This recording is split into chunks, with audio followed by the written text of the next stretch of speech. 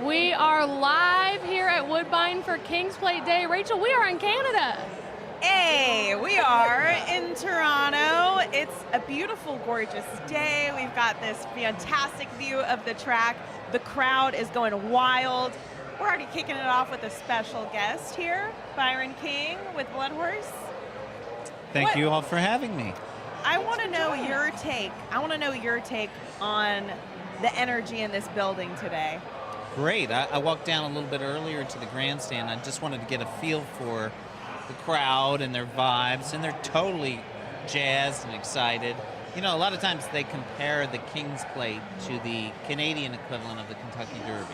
You know, it's a source of pride. It's the longest consecutively run stakes race in North America. This is going to be the 166th straight year, so that's amazing. Wow, he's stealing my trivia questions that I pulled together. And it sure That's feels what like I'm here for. You got the hats, I mean, we just had bagpipes, and I'm guessing that was the Canadian anthem, and yeah, there's pride here. Yeah, carriages, processions, the works. It's a very historic race, to your point. Been running 15 years longer than the Kentucky Derby. Yeah, and so many similarities, too. This race is for 3-year-olds, and it's at the classic distance of 1.25 miles. A couple differences compared to the Kentucky Derby is it's run on a synthetic track, Tapeta, so that plays a little different than a traditional dirt track. And then we also have a battle of the sexes quite often in the Queen's Plate, or King's Plate, I should say. This year we have a filly, No Time, who's running against the boys. So she won the equivalent of, say, the Kentucky Oaks, the Woodbine Oaks, and so now she's coming into this. So it's a pretty exciting thing. And then we've seen a lot of fillies through the years have success. 39 of them have won, including 2 of the last 3 years. Yeah, I was going to say, one of my stats is that last year a filly did beat the boys. She won, and she was the 6th female winner in the last 14 years. So a lot of those 39 wins over the last 166 years have really been in recent history, and we all went and visited the filly that's running later today. We want to get into all of that, but also we got to get into this next race before we have to say goodbye to Byron, as he has to go and actually, work, right? Yeah, we had do to get his him on job right at the get, because Byron, for the rest of the day, basically, you're taking it in and writing race recaps, right? That's right. That's what I'm here for. That's one of the things that we pride ourselves in the job we do at the Blood Horse, and I encourage all your people that are watching to check us out at bloodhorse.com and read all the fine material we'll have from today's coverage. Oh my gosh, yeah, you guys got to do it. Support. Byron, who do you like in this one? This is a race that features one of the top fillies and mares on the grass in North America, and She Feels Pretty. This is not an original selection I'm giving the favorite here, but she's a spectacular horse. She's won 4 Grade 1 races. She's been on a roll. She won 4 in a row before her most recent race when she lost by a head. But she's an exceptional horse who is based in America, but she's traveled up to Woodbine previously. A couple years ago, she came up here and won the Natalma Stakes, a Grade 1. So she's battle-tested here north of the border. She's a great horse. Cherie DeVoe, a great trainer. So She Feels Pretty. I agree. Going to be very, very tough to beat. Dan actually is with us on Rover Cam. We're going to go to him in just a few minutes. But we put together a Kings and Queens pick 3 for you guys that starts in this race. It's race 7, 9, and 10, and She Feels Pretty is one of those. I'm going to put that on the screen that you can play. It's a $5 base, so this ticket costs $40, I believe. But okay, Byron, before we let you go and get to work on these recaps, who do you like in the King's Plate? I like the filly, No Time. I think she's shown a lot of promise. She's been a little inconsistent, but Johnny V, John Velasquez, the Hall of Fame American jockey, is coming to ride her. He's 2 for 2 on her, so I think he's got her figured out. She came from off the pace, but she also has a lot of natural speed. And, we were talking about the fillies' success. What really makes it noteworthy is usually the fillies are far outnumbered in this race. So, I mean, what Rachel just mentioned a moment ago about how many times they've won in recent memory, I mean, if you look at this case, I mean, we got 12 males against 1 female, right? And so that's, I mean, it's really remarkable how well they've done. So I like No Time. So I'm And- excited about her. Others to take a look at: Notorious Gangster, a fun name, a late runner for those that like the closers. And then also a horse from America for those that want to support the American Hope. All these horses were bred and foaled in Canada, or foaled, I should say. A lot of them are by Kentucky Stallions, but they were foaled up here. And Tom's Magic has run in the United States throughout, but now coming up here to run in this major race for Canadian-bred 3-year-olds. And I feel like that's a great point. Like, Canadian horses, the Canadian pride of it all. And I would love to see a filly get it done, cinch it. God. And Love when the girls beat the boys. And she was probably the most, I mean, we visit and see a lot of horses in the mornings ahead of these big races. And usually, you know, to bribe them to come out of the front of their stalls, they're plied with peppermints, carrots, and usually they're piranhas. You know, these are race horses. And what I can say was really stood out to me about No Time, the filly, is she was so, you know, dainty with the way that she ate her carrots. She was gingerly biting them. She was very slowly chewing them. We posted a video of it on our Instagram that you can watch. We just posted that today. Peaceful carrot eater. Hopefully that doesn't come out in a peaceful breaking from the gate horse either. Hopefully she just... No, they say if you've got a good head on your shoulders, that should make you a good racehorse, right? So hopefully she can get it done. Byron, you've got some work to go do, so... Thank you all for having me on. Thank you for joining so much us. for It's fun to join the ABR team. I know. We'd love to have you all the time. All right. Well, you all have a fun afternoon and enjoy all the races. You Thank too. you. Byron mentioned another horse, Tom's Magic, and Dan is standing by with the owners of that horse, so we're going to go to Dan. Hey, listen, you guys made us wait a pretty long time. Like, I could have had a drink. I was just waiting. I'm at the Stella Artois Terrace. We are Get a all drink. thirsty. Well, I mean, wait, now we got to do an interview. Then we'll get a drink. But we are going to get a drink after this. Tom's Magic team here with me, CJ Racing, CJ and Corey Johnson. Bro, you told me this is your first time at Woodbine? First time ever. First time ever. And what have you been doing? I know what you've been up to, but why don't you tell the people watching what you've been up to? What I've been up to here? I've literally been walking around, just enjoying the sights. It's a beautiful track. The team here has treated us great, and yeah, I mean, I'm really mad that I hadn't been here, today. So it's been great, though. Corey, I know you've been here over the years, but to be here with one of the horses, one of the favorites for the King's Plate, what does that feel like to you? Dream come true. Put this one in your left ear. You'll be able to hear the world. the Rover Part game. of it is an honor, blessing, whatever you want to call it. It's that. All right, you left out some of the details. We were on a boat last night. We have video that we're going to show if we haven't shown it yet, if you raising the mast and all that. But when we were on the boat, you told me the story about how you got this horse. It's an interesting story and how you ended up here, but this was always the goal. So tell the viewers about that. Yeah, literally, we purchased the horse, and he was an Ontario bred, and from the moment we purchased him, it was, we're going to the King's Plate with this horse. And as we all know in racing, usually doesn't go to plan. And the fact that we got here, 2 years later is a huge deal. But yeah, since day one, King's Plate has always been the goal. And he's just had a great year this year, progressed every start, and I think he's better than ever, and he's sitting on a big one. You answered this yesterday. I'm going to ask you the question because people looking at the PPs might see turf and they're wondering, well, how is he going to take to this track? How do you answer that question? He has worked over the Tapeta at Fairhill a couple of times this summer, and if you look at those workouts, he's striding out like he loves Tapeta. So we're confident there. A lot of times turf can, work towards Tapeta. He's by Justify, who's a tremendously versatile stallion. So you add all that together, and the fact that he's maturing, the last 6 weeks, the development has been truly amazing. And I think he has the bloodlines and the strength and the talent to get the 1.25 miles. Well, the half siblings. Yeah. He's got a half that won the Woodbine Oaks and another half that was a stakes winner here. So. And look, you've got, in terms of, you talk pedigree, you've also got the best connections here, right? You've got, first of all, Rafi Hernandez running, looking for his 4th King's Plate. You've also got Mike Stidham, the trainer, who, I looked up his stats, by the way, he's had 46 horses here over the past couple of years. 21 of them hit the board. He's winning like a 20-25% clip. So That's good to know. You didn't know that? No, I did not. We look. Mike loves to ship, and he's good at shipping anywhere. So really, when we ship somewhere that Stidham, I know we're live.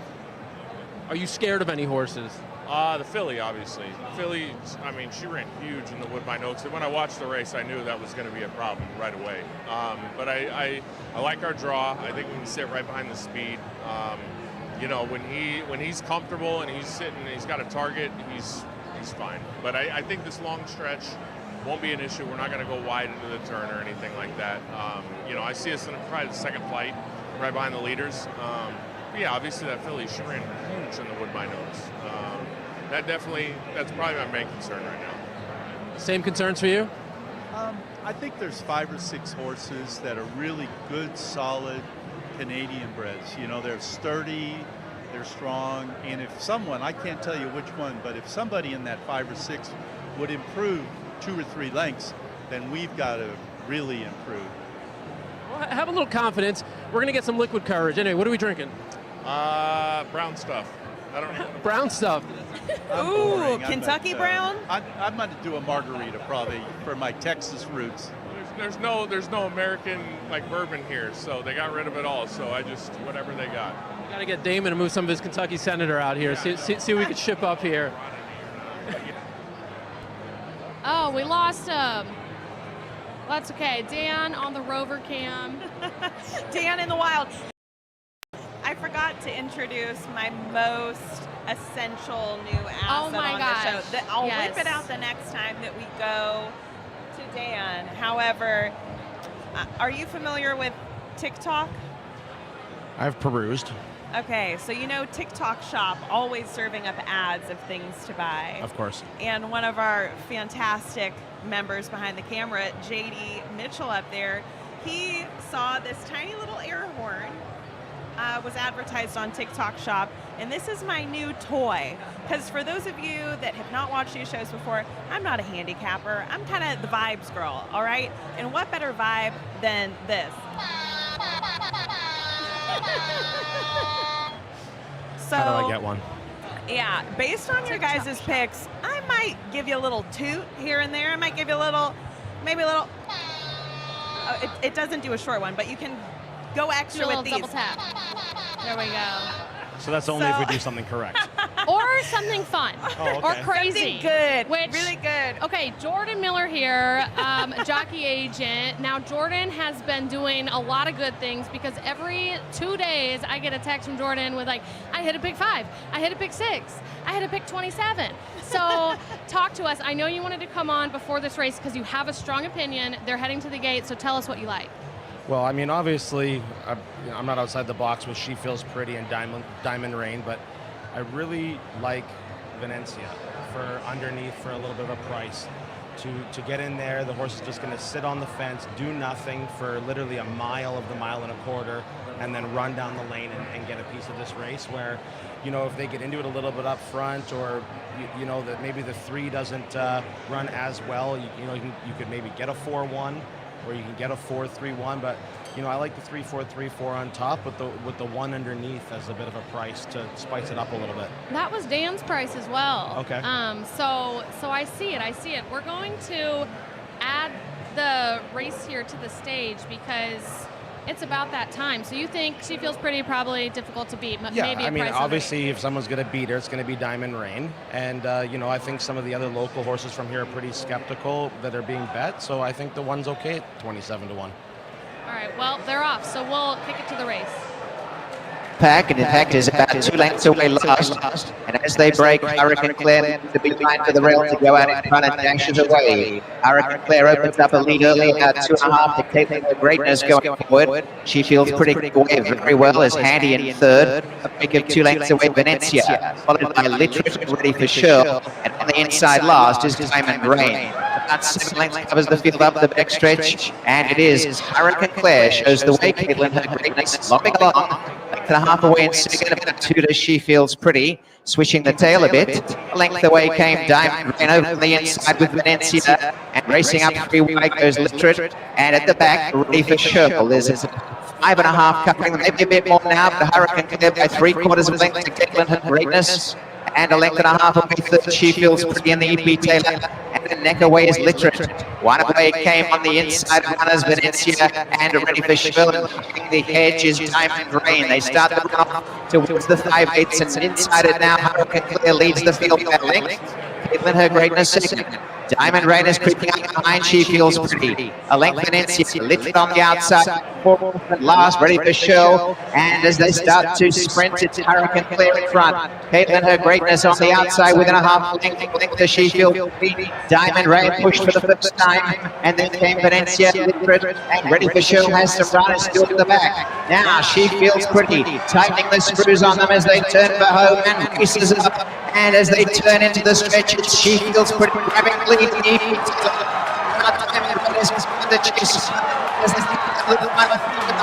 She feels pretty in front by 2 lengths. Time and She feels pretty is not suspect. 2 lengths. Time and She feels pretty. The wire. She feels pretty narrowly from Diamond Rain. Along at the others, ready for show make ground with Venetia, a photo for the win. And it's 2 minutes and 80. Diamond almost got there. Hey, you did something good. You gave out the exact Yeah, for those of you that just joined during the race, those were the only two horses that you mentioned. Well, and the one. And, well, Oh, whoops. If she gets up for fourth, it's good because I have the superfecta. Well, but the try would have been way, way better because I used it in the contest. I played a $200 straight 4-3-1. so you're trying to get a BCBC today? Yeah. Okay, But so that was it. I was waiting for that race to fire my bullet cold. well, fire away. I mean, so those who don't know, there are betting tournaments that you can play in. You can win entries into more tournaments, cash prizes, trips, all kinds of things. And the biggest betting tournament of the year is the BCBC, hosted at Breeders' Cup every year. The winner of that usually brings home at least $500,000, $600,000, $700,000. So you're trying to win your $10,000 entry in this. Yeah, and if I don't win them, I'm going to be in Vegas either way trying to get my spot there. And the worst comes to worst, like we had talked about, you have a weekend in Vegas. Hell yeah, it's always a fun week. It's like 4 days with a bunch of gamblers in Vegas. I mean, like, yeah, we did extracurriculars. We went to Pitbull, Dale. 4 is first, She feels pretty. Second is 3, Diamond Rain. well, And George third is is 7, ready for show. Number 1, Venetia. You're coming. He's popping around. He's a busy guy. Yeah, but no big deal. I'm bouncing all around, and I'll be back up here whenever you tell me to. to give out another winner. Yeah. Okay, That's good. all. We expect it. Okay. At this point, we expect it. So let's see. Before you leave, because I think you're coming back after the bold. When are you coming back? No, you're coming back before the plate. Look at it then. But do you have a bold venture pick? To be honest, no, Okay. because the way the track's playing right now, it's a little bit up in the air, and there's a few horses that are going to be betting that race that I think are suspect, and if they get going too fast, the wind is in their face down the backside, so for the sprints, the horses that are doing too much early are going to be at a detriment, and if you can find a horse that you think could get himself covered up and then come with a run in the stretch, that's the horse. So I feel like a bunch of the horses that are going to be played in the bold venture are going to be a low price. So an outside the box horse that has a little bit of a closing kick, I think would be the way to go in that race. That's a really, really good insight. Do you only have that knowledge about the wind in the face because you're a jockey Losing money? agent? Okay. No. Are they coming back and telling you? No, well, this, okay, so what happens is we have a lot of wind. Do I have 2 seconds? Yeah. Okay, so we have a lot of wind here in Ontario. Okay, every day it's windy, one Yeah, way or the other, okay? The hair's going Beyonce Exactly. at a concert. So when the wind is going with them down the backside, okay, when the horses are going to the front end, they're being wind aided to the front end. So they're using less energy to get to the top. And then when they turn for home, the wind is in all of their faces, so it's harder for the horses to close into that. So it makes it seem like it's a speed favoring track, but it's wind aided. And the wind is always blowing in that direction. No, today it's going the opposite direction. So when they're in a sprint race, it's in their face. So if they're using energy early, if you're seeing horses go really fast early, they're doing it into the wind. So it's twice as hard on them. So the horses that are sitting in behind, not having to do too much, covered up almost like NASCAR per se. Yeah, no, I was Drafting going in to say, behind. And then when they turn for home, the wind is going that direction, but the horses that have been in the front of the pack have used their energy up the backside, and the horses that have been drafting pop out and roll home. See, he's using the NASCAR example. I was drafting in 7th grade when we had to run the mile. I was getting behind like someone bigger and taller than me, and I Which was isn't just hard. juking. I could have been a jockey, man. I could have been. What happened? I just decided genetically maybe that's not TV. my You want to do fit. TV. I think that just a horse couldn't tame me. She can't be tamed, Miley Cyrus. But No, but drafting. Yeah. So. Well, thanks for the insight. It's great, and it is windy. You'll see you're trying to keep these hats on. But Exactly. Jordan, I'll be love back in a having little you. bit. We'll see you in just a Awesome. few minutes. Bye-bye. Thank Okay, you. we're watching. I was just told we're watching the winner going into the winner's circle. So, I mean, can you imagine winning a race on a big day like this, Rachel? Oh my gosh, it would be, I don't know, as far as like a celebration or what you would do, again, with a nod to the wind, okay? Say we're watching a race, we win a race from up here, maybe hang gliding off of the roof. That would be a winning celebration for me, in my opinion. We're getting doing a some set new friends swap. onto the set. You guys needed these little in-ear devices so that you're able to hear us clearly. So pop those into your left ear, and you'll be dialed in. Man, She Feels Pretty is just the best. She Feels Pretty. I love that filly. Oh my gosh. 2 years ago at the Breeders' Cup, we did do a feature with her, again in Cherie DeVoe, and it's great to see her go on and have a successful multi-year campaign. I hope she's feeling pretty right now. Our set feels pretty. I was we gonna had say. a wild set change, and we have a very familiar face with us, Sherry Riddick, and then an unfamiliar face with us. I actually met Maria on the elevator today. That's true. As we were wandering around Woodbine. If you've ever been here, it's a beautiful track, but it's a bit of a maze. And we were trying to find our way, and I was like, you are so fabulous and fashionable. So tell everybody who you are. So my name is Maria, and I'm a content creator in Toronto. So I post all about fashion and lifestyle. My handle is Design Your Fab Life, and I basically cover a lot of things that are going on in the city. Whether it's whatever openings. This is my 9th King's Plate, and anything that you can combine fashion and fun, I'm in. She's not new to this. She's true to this. Absolutely. You're more seasoned than Alexa and I combined. I'm there you go. Listen to her speak because I'm so not polished like she is. That's fantastic. You look polished today, Sherry. I love the outfit and the hat. I know, I love the Fascinator. Gorgeous. Thank you so much. So, Yeah, we got lucky today. It's amazing. Yeah. Such a big difference from last year at this time. It's I nice know. to be able to Yeah. not have to worry about, the outside so much. I was not here for the rain of last year. It was bad. They had to cancel it and then resume the next week. It was not hair friendly. Yeah, Let's put it that way. It was not hair friendly at all. I agree. For the curly Definitely. I'll take the humidity and a little bit of frizz over that Yeah. any day. Absolutely. Maria, Absolutely. what are your fashion tips for King's Plate? Because I had people texting me, what do I wear? I had to Google really what truly is the King's Plate fashion. What do you got? I would say anything floral and fabulous fascinator. So, shop your closet. You don't have to go and get something new.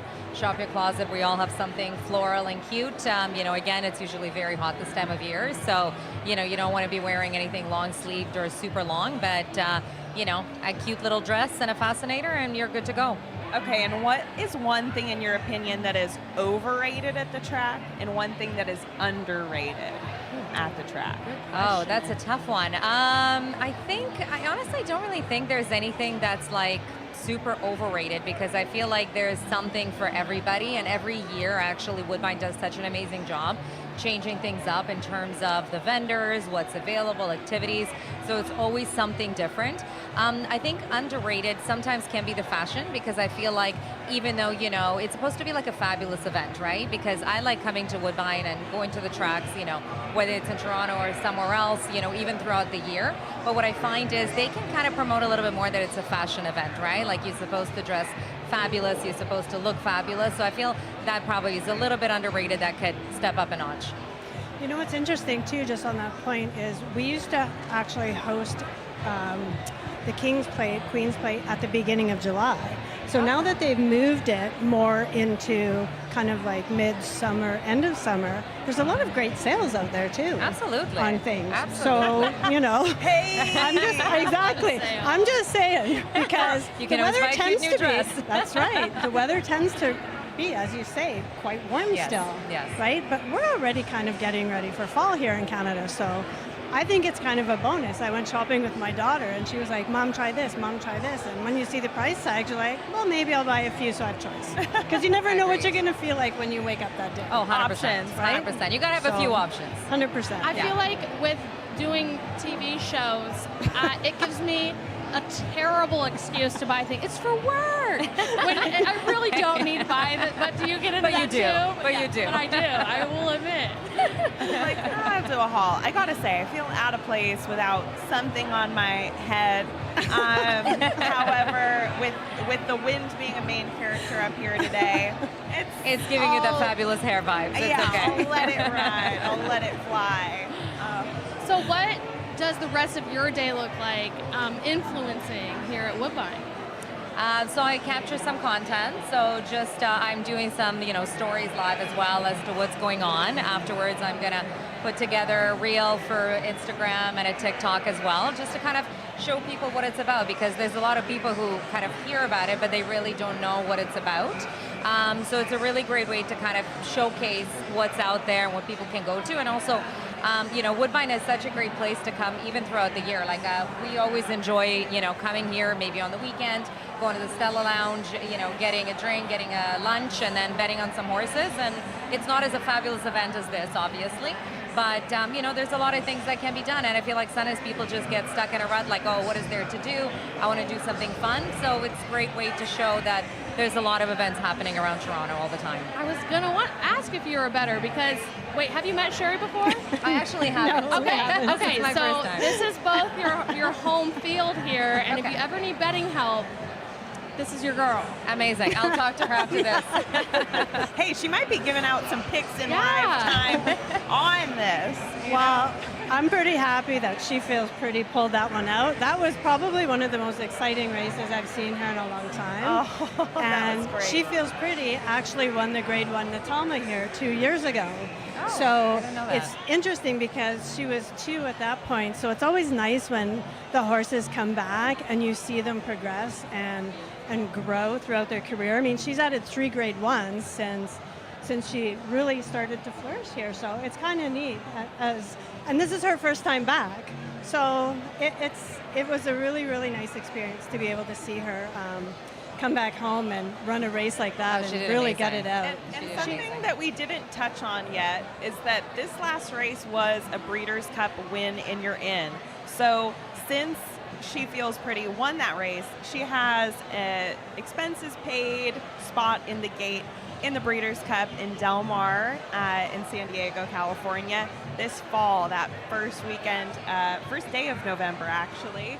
And that is, again, an iconic lifestyle event. Have you It been to is. Breeders' Cup? I actually haven't. Have you heard of it? Girl. I've heard of it. Okay. Looks like I may need to go. We gotta need to chat. go. We gotta see if we can get you to Sounds Breeders' good. Cup. Okay, let's because do that. It is quite. So everybody's heard of the Derby or here at King's Yes. Plate, but Breeders' Cup honestly is even more exciting event. It's 2 whole days. It's 14 championship races. I think at this point over $30 million, and it's the World Championship. So all of the best horses in the world are there. I mean, you have tons of European horses. You have horses from Japan, from Argentina, Latin America, Ireland. Like all over the world coming to get these big purses because there's just nothing else like it. So, well, and just the glory of it too, right? Very fashion-forward event. I love that. Very. Okay. Yeah. And you get to see fashion from around the world because obviously people from Japan are traveling in, people from England are traveling in. Like, it is a very, very global melting pot of an event. Whereas, an event in the U.S. like the Derby is kind of a party, booze fest, and everyone at Breeders' Cup genuinely really loves, racing, whether that is just the vibe and the lifestyle that you speak of, or, the stories behind these horses or the countries that they're representing. So she feels pretty. A U.S. horse here winning in Canada, and we'll be seeing her out there. It's a bucket list item. Okay. Yeah, amazing. Definitely have to do it once in a lifetime, for sure. And Definitely have to look into fashion. Del Mar's a fashion. beautiful spot. I mean, oh my gosh. Well, it's a beautiful setting. So, I mean, it really is the perfect one if you're going to break your maiden at the Breeders' Cup. Since we're here from Kentucky, I mean, next year it is at Keeneland, which is awesome, a great, beautiful track. But yeah, I mean, you're right by the ocean. Right. Yeah. So you go, and the races don't start till a little bit later. So you just go have like brunch on the beach, and I think we convinced her. Yeah, I think we convinced her. I'm just getting excited thinking about it. Oh, also, I wanted to tell our viewers to get in the comments. I know you already are getting in the comments, and I wanted to pull a comment from a little bit earlier. Let's see, who was it? Invader Tim. Invader Tim said his wife is going into labor, but he needs to wait to take her to the hospital until his horse wins. Invader Tim, get in the car and get your wife, take your wife to the hospital. Okay? The horse, there'll be a replay. And you don't want to be messing with that, Invader Tim. No. And you'll never live it down forever. Forever. Especially if the horse loses. I mean, come on. I'm a mom. So. You will not live it down forever. Maria, thank you so much for joining us. Thank you so much for having me. It was a blast. It's been super fun. Thank you. And you too. We have Dan standing by with a very important person. It's actually the president duo. We've got president of us, ABR, Dan, and the president of Equibase. I mean, that's quite an introduction. I didn't know that I needed all that or that Kyle did Meeting of the either. minds. I'll tell you later what they said.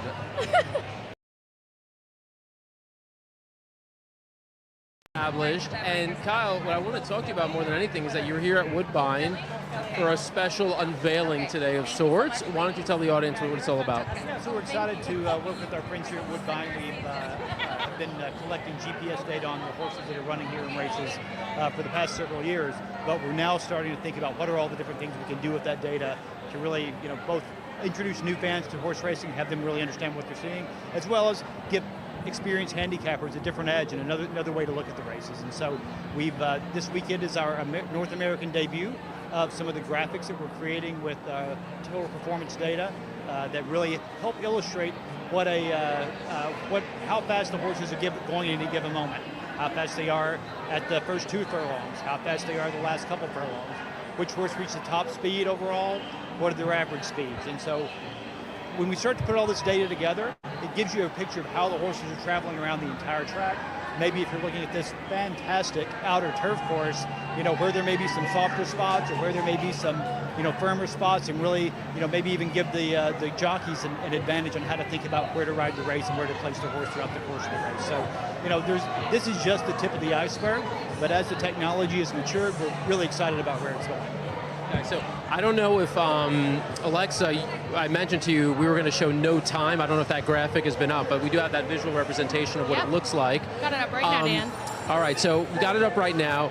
And that information that's there, as you mentioned, that's specifically, you're rolling it out as a racetrack product right now, but eventually that kind of data obviously would be useful to bettors and just general consumers, right? Absolutely. So our first step is really is to try and make the race course experience better, be able to show these types of graphics between races so that if you just watch a race, maybe you have a little bit better idea of what you've just seen.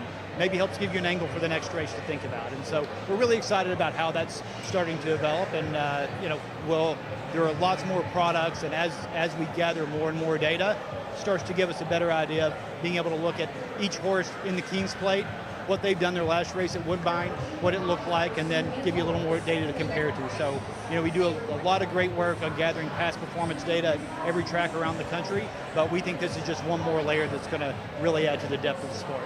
Love it, love it. So Kyle hooked us up. He actually gave us all the horses. So we're going to show those throughout the show. We'll take a look back at those. Before I let you go, though, just observations of Woodbine for people who haven't been here. We talked earlier. This track is just spectacular. So, I've been fortunate.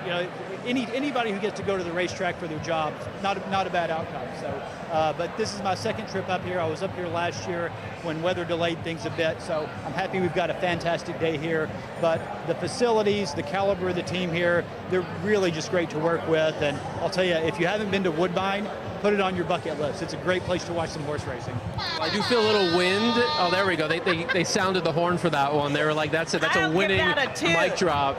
I was going to say, I am feeling a little bit of wind. If we have a washout this year, we know it's you. You can't come back. I will be cursed, and I will have to take my bad weather luck elsewhere. But I'm hoping it's going to hold off. I think it looks pretty good. We're doing well. All right, I'm going to kick it back to you guys on the set.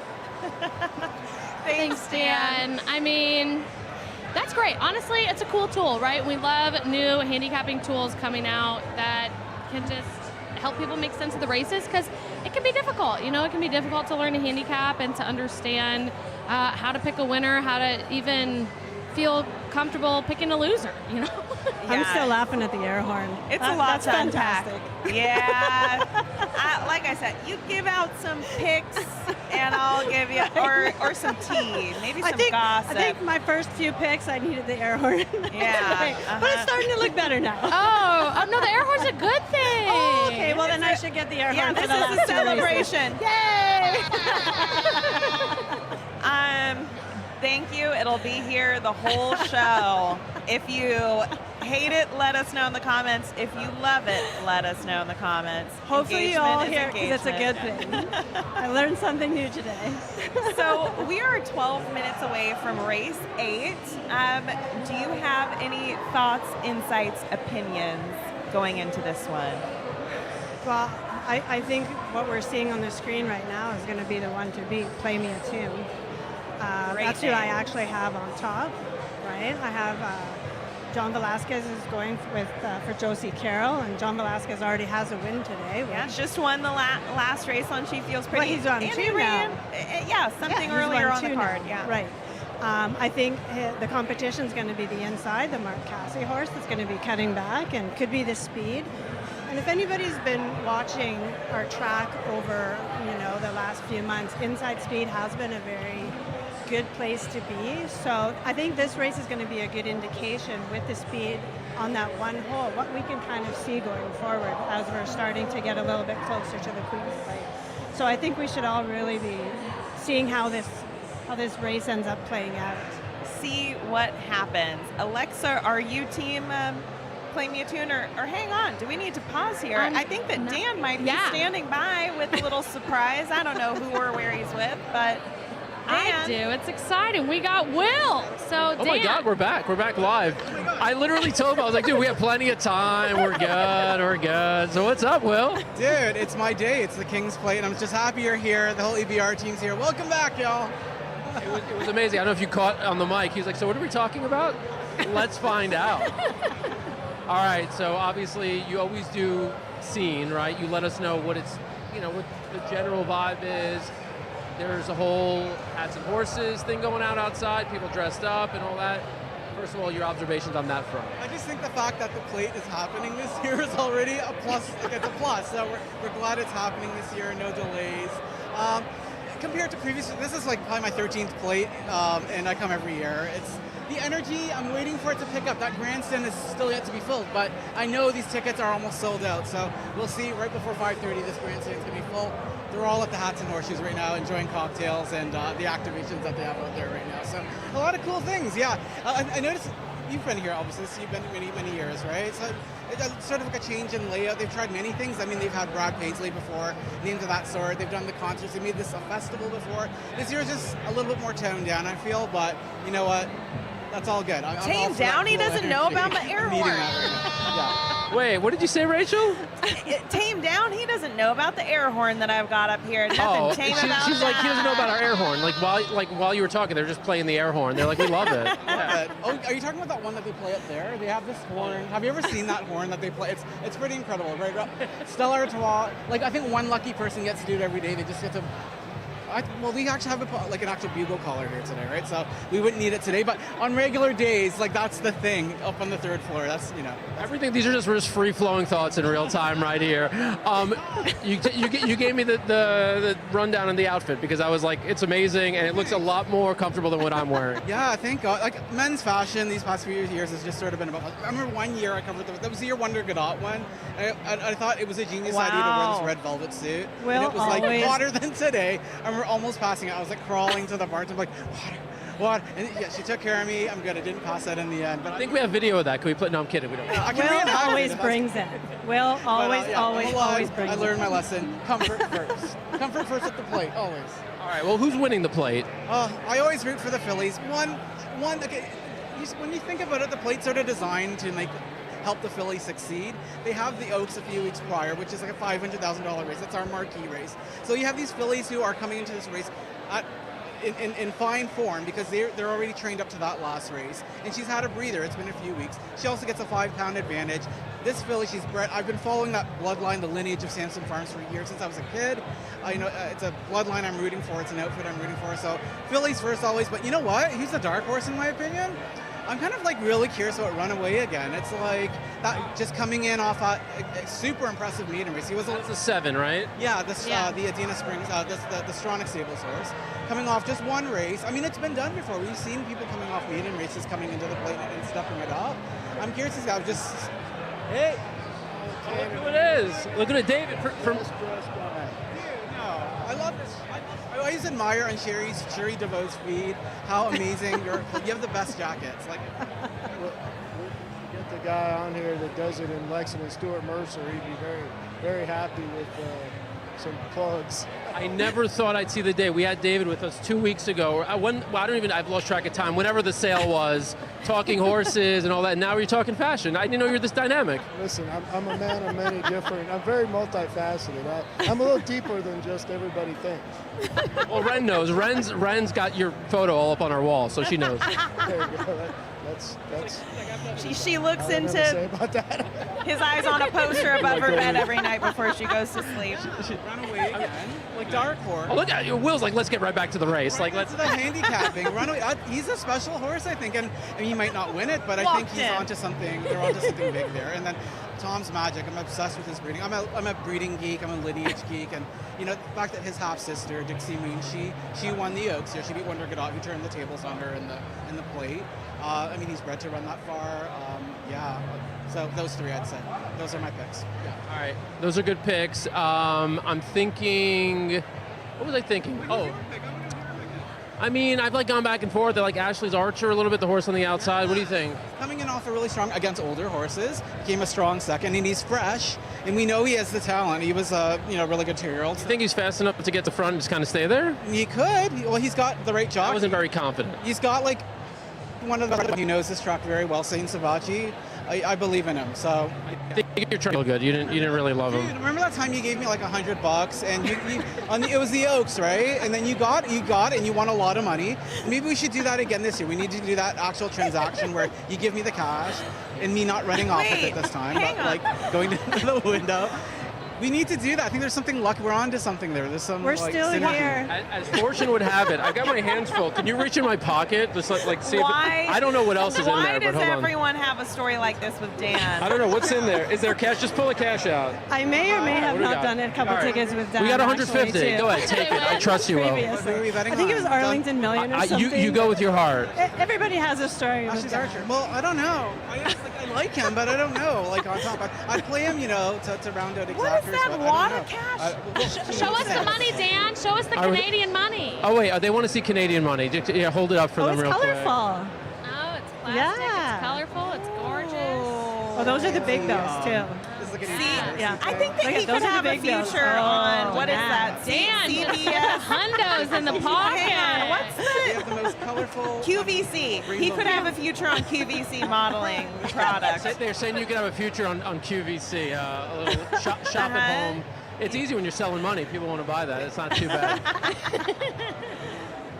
It's less money than probably Money you out have of in your Dan's pocket. pocket, though. Dug out of Dan's pocket. I think we've lost the audio with Dan. So, Dan, Will, we love you. Thank you so much. Wow. Who knows what a what's time. going on? That's a lot to unpack in that whole clip there.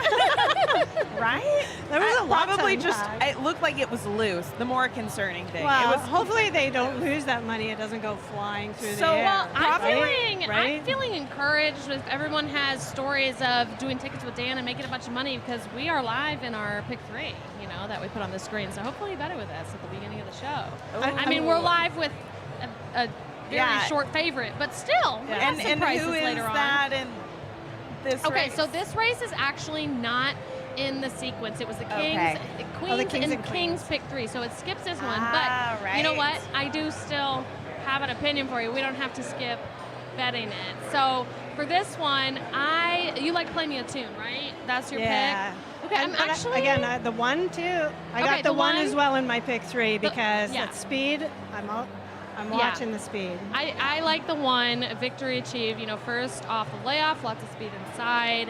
And, Husbands has been aboard for all the wins and is up again here. I think this is a much more comfortable distance that we're running back to. So that, and then I also just have to shout out to Ice Chocolat because I have bet this horse so many times, and I actually saw him at the barn.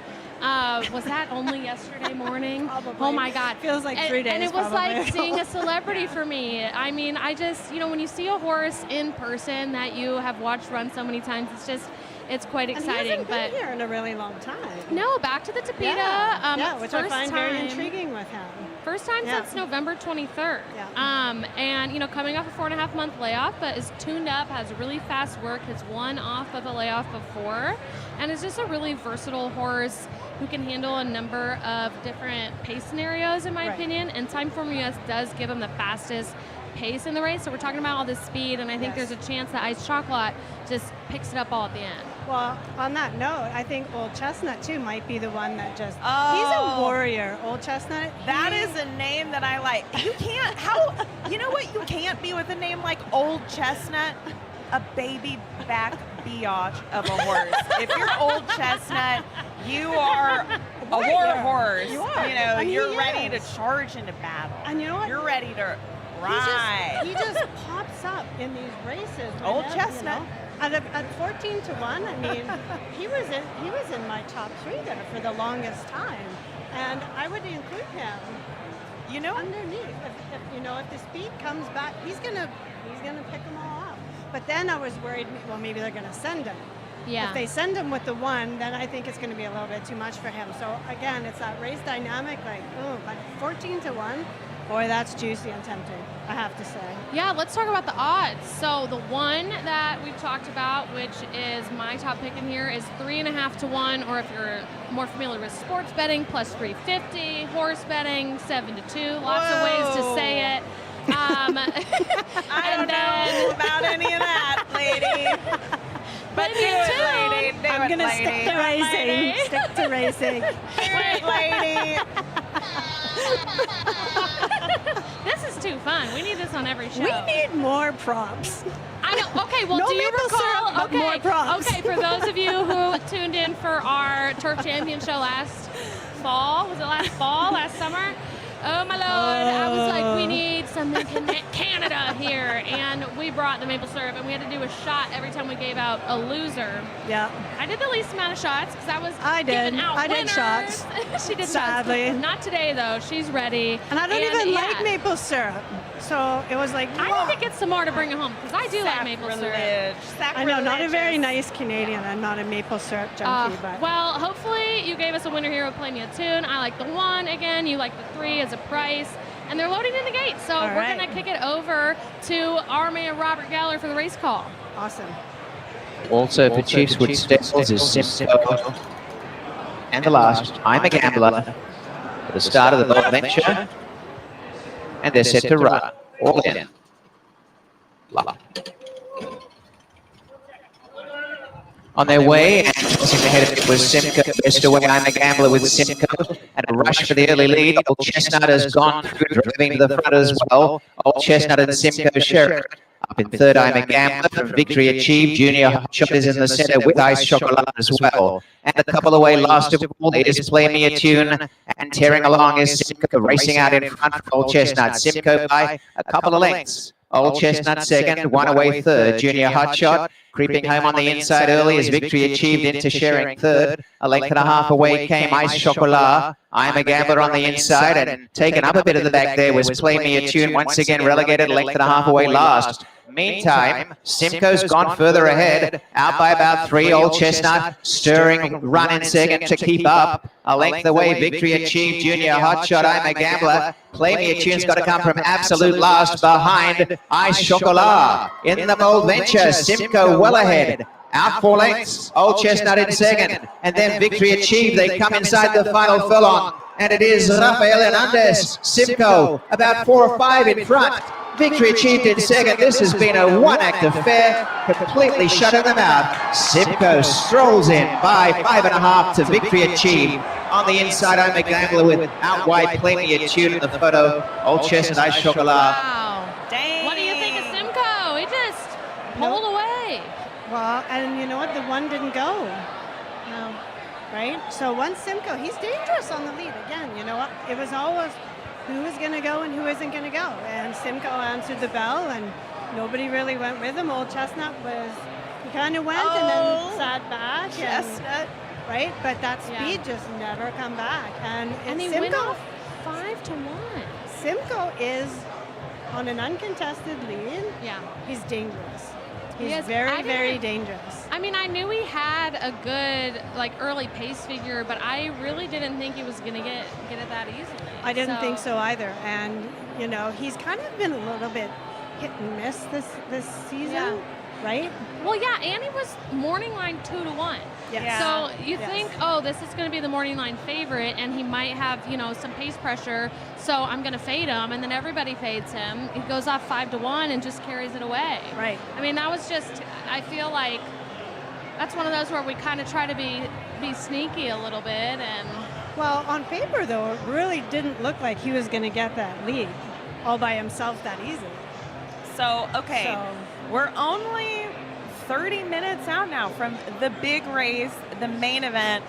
So let's dive into it, y'all. Okay, so off the top, Byron King was our first guest who came on. You familiar with Byron? Yes.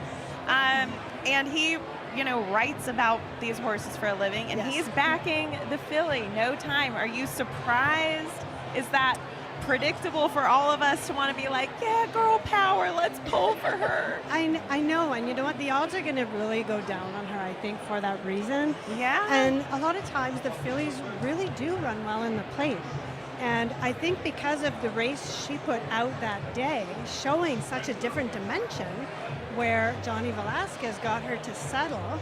And Alexa, we had talked about it, she had never won not being on the front end before. Yeah. So, instead, and she was very ranked when she was racing in the Serendipity. That's who the winner was, which turned out to be a key race.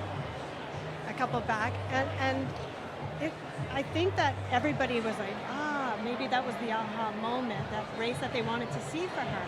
So because of that, now in this race, she doesn't have to be on the lead. She can sit and she drew post 8, so she can kind of get a nice little tucked up trip. And it looked like she won very easily, so it looked like she maybe just didn't get to the bottom yet.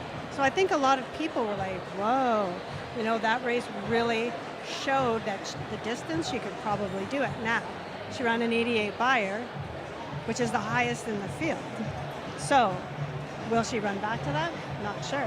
But again, fillies historically get bet a lot in this race. Yeah. And they won 4 of the last 8 editions. But that's not your pick. That's not your pick, though, is it? It is not my pick. No. Tell us your pick. give it before we let you go. We need to know horn who your pick instead of is. this. I can't give you the air horn for that. I do know. have her included in the mix, but I know that she's not going to provide a lot of value. And anybody that has watched, me on the show or with my picks, I want to find something that's got a little bit of value. So I stuck with Sudbury's Ghost. Okay.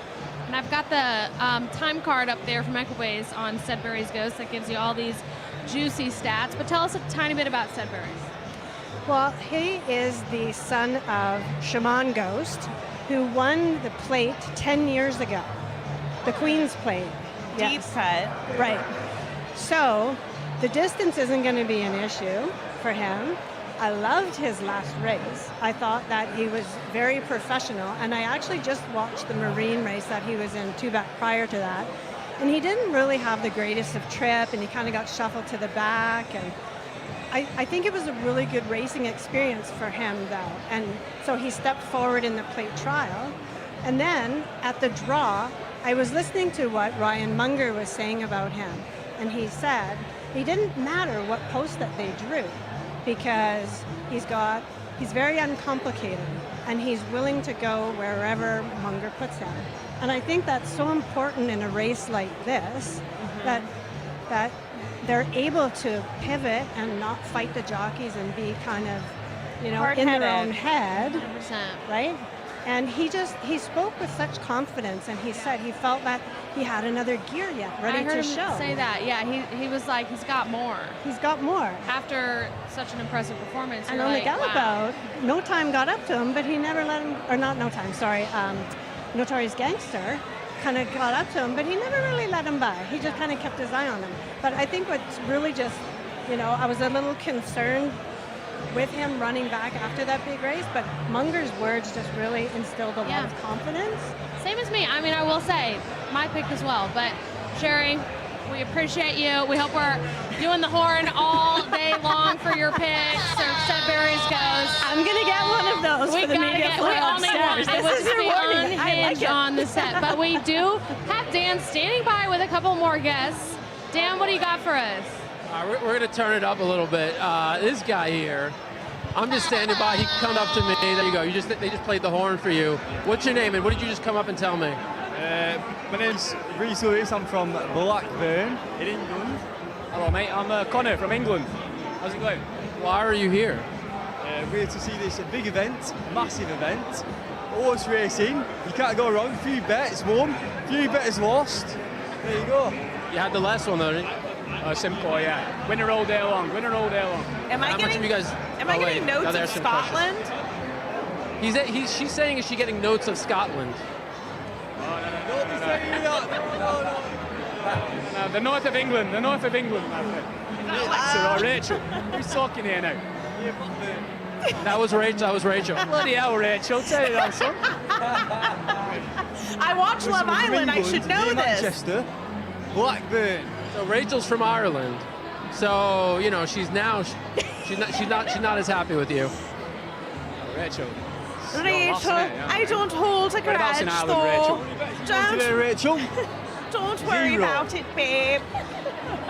She said, "Don't worry about it." Well, she did it with an accent that I'm not doing. So Dan, you gotta do it. Do the accent. Hell no, I'm not gotta doing do the it accent. justice. Dan's gonna get canceled. Top of the morning to you, 33 and a third. Oh, yeah. Irish runners on this today. If you're Irish runners today, they all do pretty well. Did you get that, Rachel? Yeah. No, I see Alexa, three's popular, but I also love the fours. Like they did farty far. We went into an ancient fort in Ireland, and it sounded like ancient fart. Welcome to this ancient fart. It was built in 1445. Wait, bring this guy. You gotta get this guy in. This guy's coming in. Why were you hiding on the side? I'm camera shy. Rachel makes me blush. That's the thing. So I'm camera shy. So I just stayed across there, but no.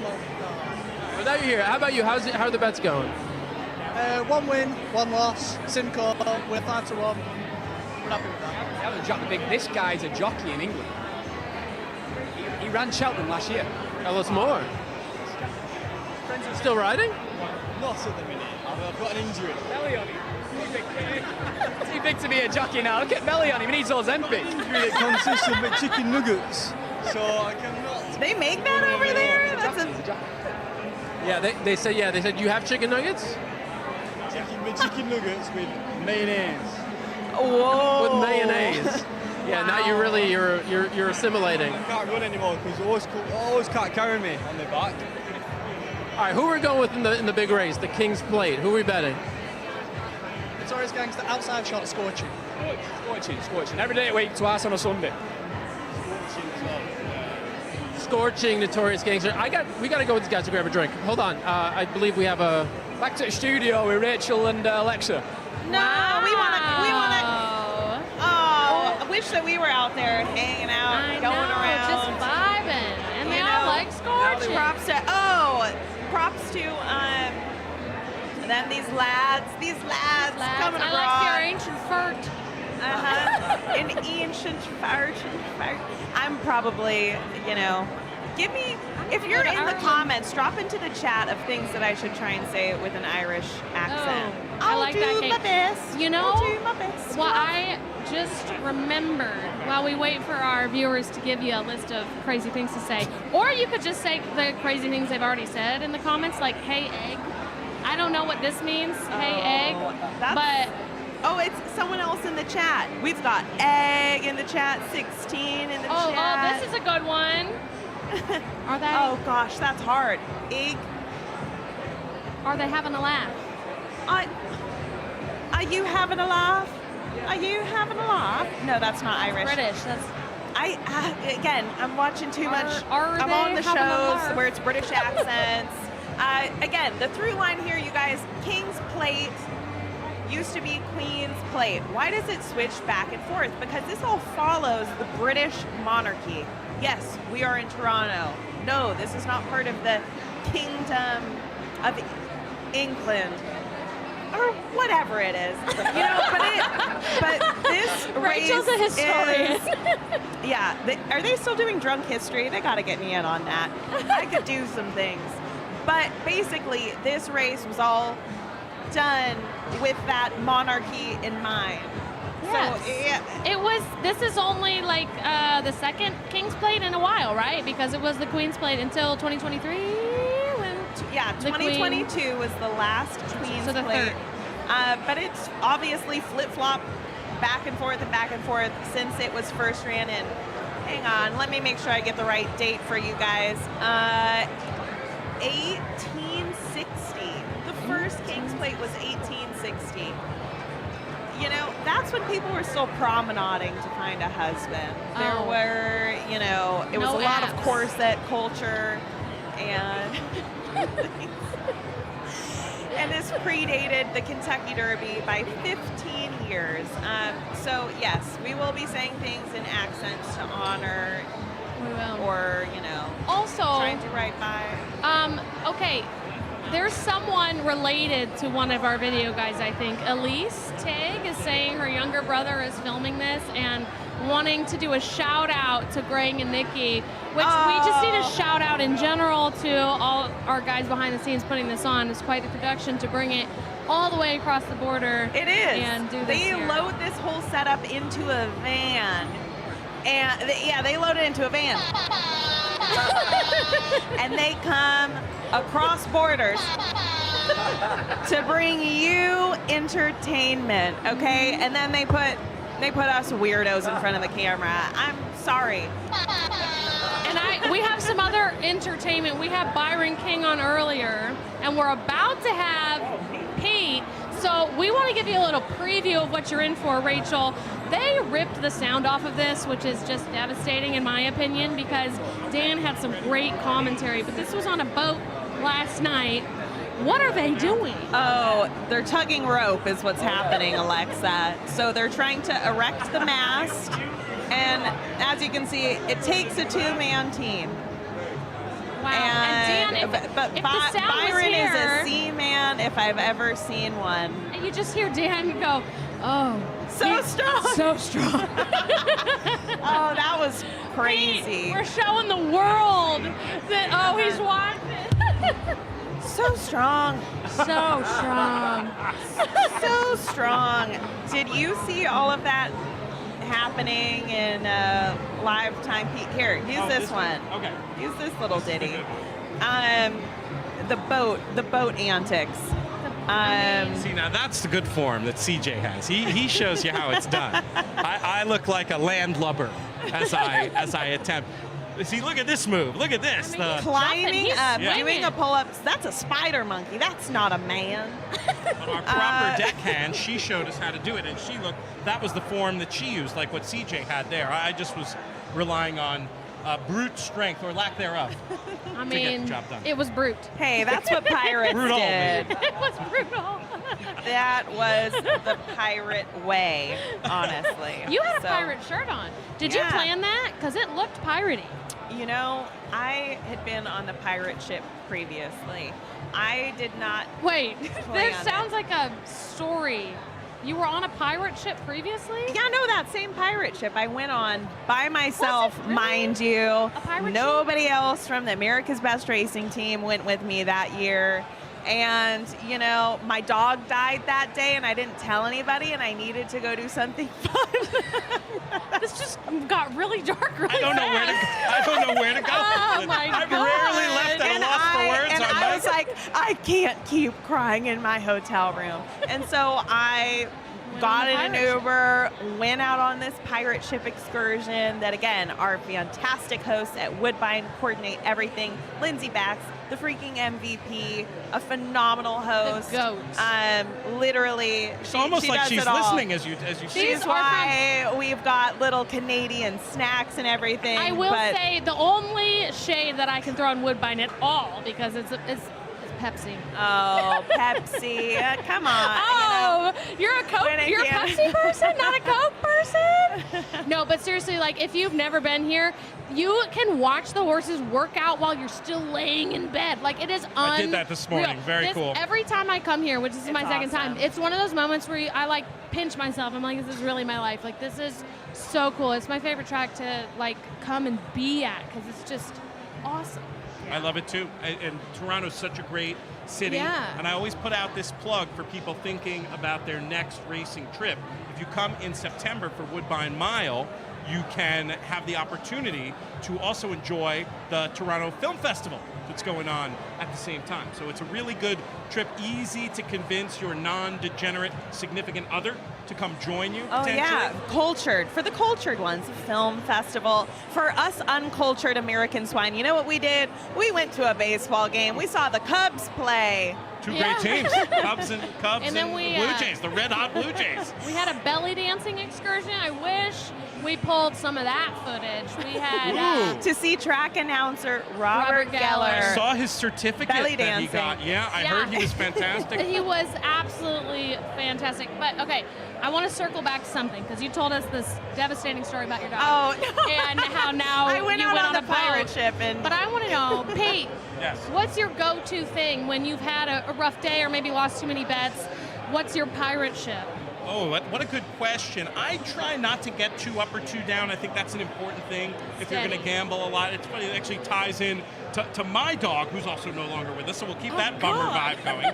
But I used to say, I had a friend who would talk to me about my relationship with my dog and how much I love my dog. And I said, not only is she a member of the family that we love, but I love having a dog vis-a-vis gambling or, sports fanship, whatever, because win or lose, you got to walk the dog. And then Yeah. it sort of brings you, it helps bring that even keel to your life in a way that I think is very helpful. But yeah, so I try not to have too many special comforts just because, you gotta roll with it and you expect the highs and the lows in this game or you won't be able to last very long on the gambling side of it. That rock steady is how you also tug that rope. You gotta. It all comes back to the Pirates. It all You comes gotta back to walk the dog. And, in my case, my dog's nickname was Tiny King, or I would call him my little prince. And that was the year that the following day, and I should have bet this horse because I saw the name and I was like, I love it. Paramount Prince won the race. And I noticed there's kind of a You never royal saw it. theme of names, right? Caitlin, Her Greatness won it last year. We got a Paramount Prince. is there a certain name that has that a bit about it for, hang on, I need to be talking way more posh for kings or queens. Yeah, that sounded like an East Ender or something. I don't know what's going on. Dan was hanging out with the East Enders. They're like, we're from North London. No, they were from Northern Ireland. I'm just disrespecting everyone along the way. Did you hear her ancient furt? Yeah. Okay. Can you do an Irish accent? Oh, I probably shouldn't even try because it's a little bit embarrassing, but I suppose if you put me on the spot, I'll try to throw something out there. Okay, say ancient fort in an Irish accent. Well, yeah, this could get ugly. Yeah, I see where you're going with this. Ancient fort, you could say. So where did you, was this an on-air thing or just? No, well, I said it on it. However, I heard it IRL from a sweet, kind, pure-hearted 70-year-old Irishman that was giving me and my family a tour of an ancient fort in Ireland that was built in the 1400s. And you thought he said, see, you thought he was talking about something else entirely. I want to go duck my head into an ancient fart. Ridiculous. Truly ridiculous. Oh my gosh, you guys. I promise that we do talk about actual handicapping. That's why we bring in people like Pete. We got Pete. Pete, we are like 23 minutes, so we still got some time. But from the big one. Yeah. The big one, so tell us. We're all here. So yeah, I want to know, who do you like, who do you not like? As Pete talks about horses, I will throw up those, I need a different phrase for putting things on the screen, because throw up isn't a good one. But I will display. I'll display the it's such a multi-purpose horn. But I'll display the cars that we have from Equibase and Woodbine about these horses. Well, I want to talk about this race, and we'll start with the filly No Time, which is, not royalty exactly, but Canadian rock and roll royalty. If you know about the Guess Who from Winnipeg, who had a great song called No Time. So there is a Canadian rock and roll royalty hunch play if you're interested. But fillies, in all seriousness, fillies have a great record of success in this race, having won 2 of the last 3 or 4 it would be now. And No Time could add to that record. She ran a great race in the Woodbine Oaks, and I really feel like has a chance to be the kind of backable favorite you might be able to build some stuff around in this spot. I'm really excited to see her run. And it's always fun, it's not an uncommon thing at all in racing, of course, to have fillies run against the boys, but it is kind of cool to get that battle of the sexes element as well, and this race has featured that a lot in the last few years. This runner for owner Gary Barber just makes all the sense in the world. Mark Cassie's won this race a few times. We've already seen John Velasquez amongst the winners today. That's certainly the horse you want to start talking about, but my top pick in the race is a crazy long shot, the number 8 runner, DeWolf. This horse was bet pretty hard in the prep race for this, and I think this time around could be seen to much better effect. And 30-1 is the morning line price. I haven't looked at the board to see what we're looking at here, but it's going to be something. 13, I think. Is it the number 8, right? Got to be double-digit odds. 13, and No Time is the favorite, but a tepid favorite at 3-1. Yeah, bettable favorite, and that's the right. Sometimes when you see those tepid favorites, you get negative about it, thinking, oh, why aren't they taking more money? But I think in a race like this that's so competitive, where you have a big full field, well, not quite full, but a big field of 13 runners, that doesn't bother me at all. It doesn't put me off at all. That's where I'm going to be focusing on. But there's a lot of stories you can tell. Deep and competitive race, this King's Plate. It is. And they're in the paddock right now. I don't know if we're able to share kind of like our split screen of the paddock. Before we do that, I want to show you guys, because we actually caught up with one of the trainers about a Notorious Gangster, and we have that interview, so we're going to share that with you with Josie Carroll. That Notorious Gangster trying to get on by. Regal gets challenged by Notorious Gangster, and boy, Notorious Gangster has a stretch kick and is the winner of the Queenston Stakes and probably many more. This horse is going in really good order. He's peaking at the right time. He's ticking all the boxes that he should tick. A large field of nice horses. Will he get it done? That's really anybody's guess, but I wouldn't trade him for anybody else in the race right now. I think that the distance should be really ideal for a horse that closes the way he does. We'll leave it to his rider to navigate the traffic. Obviously, there's going to be some traffic. You worry when a horse closes against a big field that you're going to find your way through, but we have every confidence in our rider getting the job done, and he and the horse have been a team from the beginning. They have confidence in each other, and I think that means a lot to, as a rider on the horse. He knows this horse is going to fire. He knows this horse is bold. He's not afraid to go through, and I think that's our advantage. Absolutely love Josie Carroll. And did you see him shaking that barley? Yeah, that was the first time in my life that I have ever been in a barn, and I have seen just a strip of essentially what they used to grow in like a Jamba Juice. Like it looked like a wheatgrass strip, that they would trim off with some scissors. A deep callback to Jamba Juice from, my childhood. $2 a strip. Anyways, those barley strips, sprouted barley, is the designated treat for all of her horses. And he had a lot of fun playing with it. Real character, real ham, that horse. And if you guys didn't know, we did post this story on Instagram. However, the owner's son, when they were in Disney World in the Star Wars land, he was describing Jabba Hutt as being the notorious gangster. And his dad went, that's a really good name for a horse. And bada bing, bada boom. We are. Now, the Star Wars geek in me, I have to correct. Jabba the Hutt. Jabba the Hutt. What did I say? It's not like Jabba Hutt. It's Jabba the Hutt. Hutt. Sorry. They call the like Hutts. Pizza Hut. Like a Jamba Juice. Jamba Juice, Pizza Hut. Ooh, imagine Jabba Juice. They should be serving that up in Disney World. Can you imagine? That's head of marketing right here, my friends. I think you're just thirsty. Okay, and obviously we've had another set change, a familiar face. You're back. We're back. What did you do in the last hour?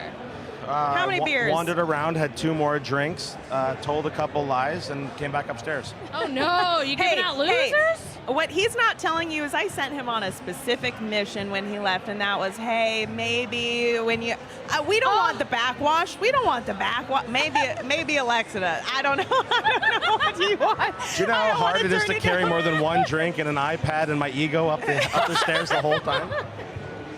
I think that, seeing by the way Pete could tug rope on a pirate ship, I think that he would be a good helping hand. I just saw Jordan say what was happening up here when I left? I was only gone for 45 minutes. It's like, how many beers did I have? You gotta come to the boat next year, Jordan. Oh, 100%. All right, the pirate ship. Oh, it's back on the screen for those who missed. Like, Jordan, can you see? The reprise. I can't see anything. Here we go. Because it wasn't embarrassing enough the first time. No, we got to double down. What did you do? These are the I essential hoisted a things. sail. I was literally shown the ropes, right? And I hoisted the sail. Yeah, but it's not like you're a professional sail hoister. Well, no, but I'm on my way. Right, every journey starts with a single step. And I don't think when anybody's doing anything in life for the first time, they should be filmed. Oh my gosh. I'll second that. Well, that's fair, but not fun. Well, of course, because you were the one filming. So, how have things panned out for you in these last couple races? Are you entering in off of a hot streak going into this next race? Like I said, that EP Taylor was good to me. I mean, I missed the cold try, but I obviously back-wheeled her for 4th in the Super and hit that pretty good. And that last race I had simple. So I think a lot of our viewers probably have no idea what that meant, back-wheeled. So explain that kind of bet. Oh, so when I had came on, I had really liked She Feels Pretty to win the race. And I thought that Diamond Rain would come 2nd, and I liked Venencia for 3rd. So I played the triactor straight, 4-3-1. But in the chance that the 1 doesn't get up for 3rd, I played the Superfecta 4 with 3 with 5 and 7 with 1 for 4th. And then that way, if she doesn't get up, then you got the Super, which still paid. I couldn't believe I'd get it paid. Building a bet from the bottom up, bottom up Super. Correct. Is another way of describing that. Yeah. And it's very smart when you've got, we have these bets that allow you to pick a horse to run 4th or sometimes 5th. Exactly. Take advantage of it, and that was a very smart way of doing it. Yeah. I was all ready to mock you for being a chalk-eating weasel, telling me She Feels Pretty was going to win and Diamond Rain was going to run 2nd, but that's actually pretty clever. See, the issue on that was in the tournament, they only let you play tries. Oh, so yeah. in the tournament, I just had a $200 straight 4-3-1, and you can't play supers. Right. So I had to play the super just on the personal. Smart to leverage. Exactly. You can use your betting in your pocket as leverage against what you're doing in a tournament. Correct. Another sharp idea. Correct. So this King's Plate race, I think, is. I know we have our picks, but it's pretty open, and you see that in the odds, right? The lowest odds horse right now is just 3-1. So with that being said, there's a lot of different ways to approach a race. You don't just have to pick a winner. I mean, you can bet exactas, which is the first 2 in order, tries, first 3, super, he just said was first 4. So who's everyone's picks in here? Sorry, I missed it. Okay, so I am Sudbury's Ghost. Rachel? I gotta go no time. No time. I'll go with the favorite. I don't care. I'm not out here in the chalk, as you guys say. No, it's okay. She's a backable favorite. I went with the goofy Deowulf idea. I think this horse is live and should run a lot better. Yeah, no, fair enough. That's what I said before. I said it really doesn't. There's 8-9 horses in this race that make a lot of sense, and the only thing I would say is don't take a short price in the race. That was the only way I angled at it. So I think I thought Scorching, and he's staying at that price. Yes. I think at that price, Scorching is a good play. And Scorching has never run a bad race in his life. He's got 2 stakes wins, 5 top 3 finishes. And that horse is currently sitting at 12-1. If you go back and watch his last 2 replays, his first race off the shelf, which was almost 9 months off, he got stuck in behind horses, was over racing, tugging on the rider tons, and at the end of it was just couldn't get it done. The next time out, he sent them out near the front. There was like a 30-1 shot in the race that broke slow and then rushed up and pressed him really hard. So it took a lot of steam out of him, from that, after an 1/8 of a mile, for that next quarter mile, took a lot of steam out of him, and he got tired late. So I feel like he's had a couple valid excuses for being off that time. And like I said, if he was 7-2, I would say, yeah, go somewhere else. But 12-1. Yeah, there's a big question about the distance for me with this horse. Are you confident this horse wants to get the 10 furlongs? Granted, at this price, maybe you take a shot anyway, even if you're not confident. I'm concerned about the distance. That was my... Here in Woodbine, with the horses that we have up here, Canadian breds, you're never 100% sure any of them are going to go 10 furlongs on the poly. It's their one shot to do it. You don't know for sure. You really don't.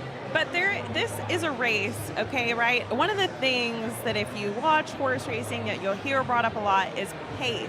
And oftentimes for a horse that is a deep closer, for example, let's use Notorious Gangster as the example in this field. If there is not a ton of pace, which means horses that are going to set a quick speed kind of right out of the gate, then that does not set up well for a closer, which count on kind of those front-running horses to tire all of the other ones out. And then, boom, they get a kick in and get in gear.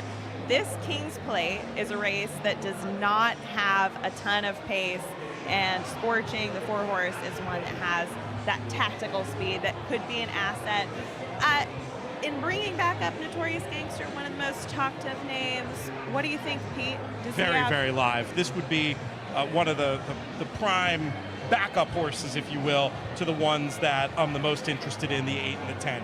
Horse just makes all the sense in the world. I mean, really finished up well last time. I can't decide about the pace in this race. As I go through, I can see a scenario where runners like the 8 and the 4, Scorching and Deowulf, are able to get good positions on the front end and see things out. But it's also, sometimes when you get such a big race like this, so much prestige, so much on the line, jockeys get excited. You look at some of these pace figures too. There's a world in which they could burn up, and if they burn up, a horse drawn inside like Notorious Gangster, I mean, he'd be my 3rd pick in the race. And just the sheer number of horses too. I mean, when you have 13 horses going out, it is more likely to get that quicker pace because you got all the pressure. So I agree. Like I was looking at Timeform, which set this as a fast pace. When I initially just scanned through the race, I was like, yeah, there's not a ton of pace in here. But then I looked and I'm like, well, is there? I mean, it's tricky. It's tricky to decipher how it's going to set up. One of the factors in that Timeform algorithm you described is field size, and that might be part of the reason why it's pushing it that way. But at the end of the day, it's going to be a question of how the jockeys decide to ride and how the tactics play out. So if you're making a bet like the pick 5 that starts here and goes through the card, I would definitely want to have one of the horses that's going to be among the speeds and one of the horses that's going to be among the closers, so that way you're sort of bomb-proof from the pace element of things. Of course, you know. I mean, you're talking about, right, okay, experience with this. Ooh, the call to post. It's all happening, you guys. the crowd's cheering. The horse is coming out onto the track. Great crowd here today. John Velasquez is who's riding the filly No Time.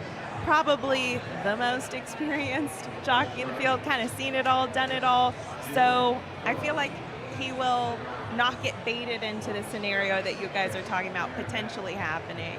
He's always in the right place, right? I mean, you saw in the other race what a great job he did riding She Feels Pretty, I thought. Yeah. You know, just that sort was of so exciting. understanding where he wanted to be, understanding where his key rival was, producing just enough to get her home in time. I mean, he definitely, look, jockeys, typically, they're very much priced in. The public does a very good job of understanding when a jockey is going to be in the right position and pricing it accordingly. But it's no lie to say I always love to look down and see Johnny Velasquez in a big race riding the one that I want to win. So I'm going to kind of duck here a little bit because there's, if you can see behind me, all the horses. Oh, wait, no, they're right behind me. But there's one we haven't talked about that I really want to mention is the number 7. Okay, Runaway Again. I think somebody, one of Dan's hits, mentioned the 7. I can't remember who it was, but I like this horse. The this British mates? No, they all like Scorchain. Oh. But so this horse has only run one time, but he won so impressively. He won by over 9 lengths, and it was 1 mile and a 16th. So it was a long race. A lot of times you don't see a horse debuting at like such length. It was here at Woodbine. It was on the synthetic. It was an impressive buyer, which is a speed figure rating. So this horse, you know, you're like, wow, well, he hasn't been up against the level of competition like some of these other horses have. But, you know, when you see that performance, you're like, I don't want to ignore it and assume that that was a fluke or assume that, you know, he's not going to be competitive today. Also, this is a Stronach horse who's supplemented in, which means they had to pay a pretty penny to be here and compete in here. So that is a big vote of confidence. If you don't think your horse truly has, you know, a chance, you're not going to pay the extra money to be here. So I think that's an interesting one. 7-1 on the board, so you get some pretty good odds for him. I'll throw up as well the you and the card. throwing up. Display. You heard me again. Yeah, I'll display the time card here for Runaway Again. What do you think, Pete? Jordan, do you like him? Listen, if this horse wins, this is an unbelievable training feat. And, you know, I had said earlier on a different show, Sittard's been here for over 40 years training horses and never won a plate. And if this is the one that he does it, just absolutely cements, you know, the legacy that he's done and achieved here. But, you know, this is a tall ask. It's one thing to win against maidens, going a mile 16th. You know, I feel that the buyer they gave him there was a little bit inflated. I've got numbers on that are much slower than the rest of this field. But like I said, he's not without a chance. He's one of those horses that if he wins, it's not a shock. But from a pure horseman standpoint, to just win it in their second start would just be unbelievable. Yeah, it's well put. My issue with that race is just that 6 horses have come back to run out of it, and no only winners, one hit the board. Yeah, So yeah, that's that not is tough. great. That is tough when you haven't seen that. But we have Dan standing by. Dan, who do you got for us? Oh, is it us? It's Are we you. live? You're Are we live. live? Are we ready? So my boy came up to me here, like totally locked in. Totally locked in. Let's get it. Yeah, absolutely. Daniel AU. It was Danny on Instagram. Add that. All right, so he's just gave you his handle. He's ready to win. What's up? What do you got in the King's Plate? I got 2 tickets right now. Actually, my wife's got one of them. I got 10 and 11.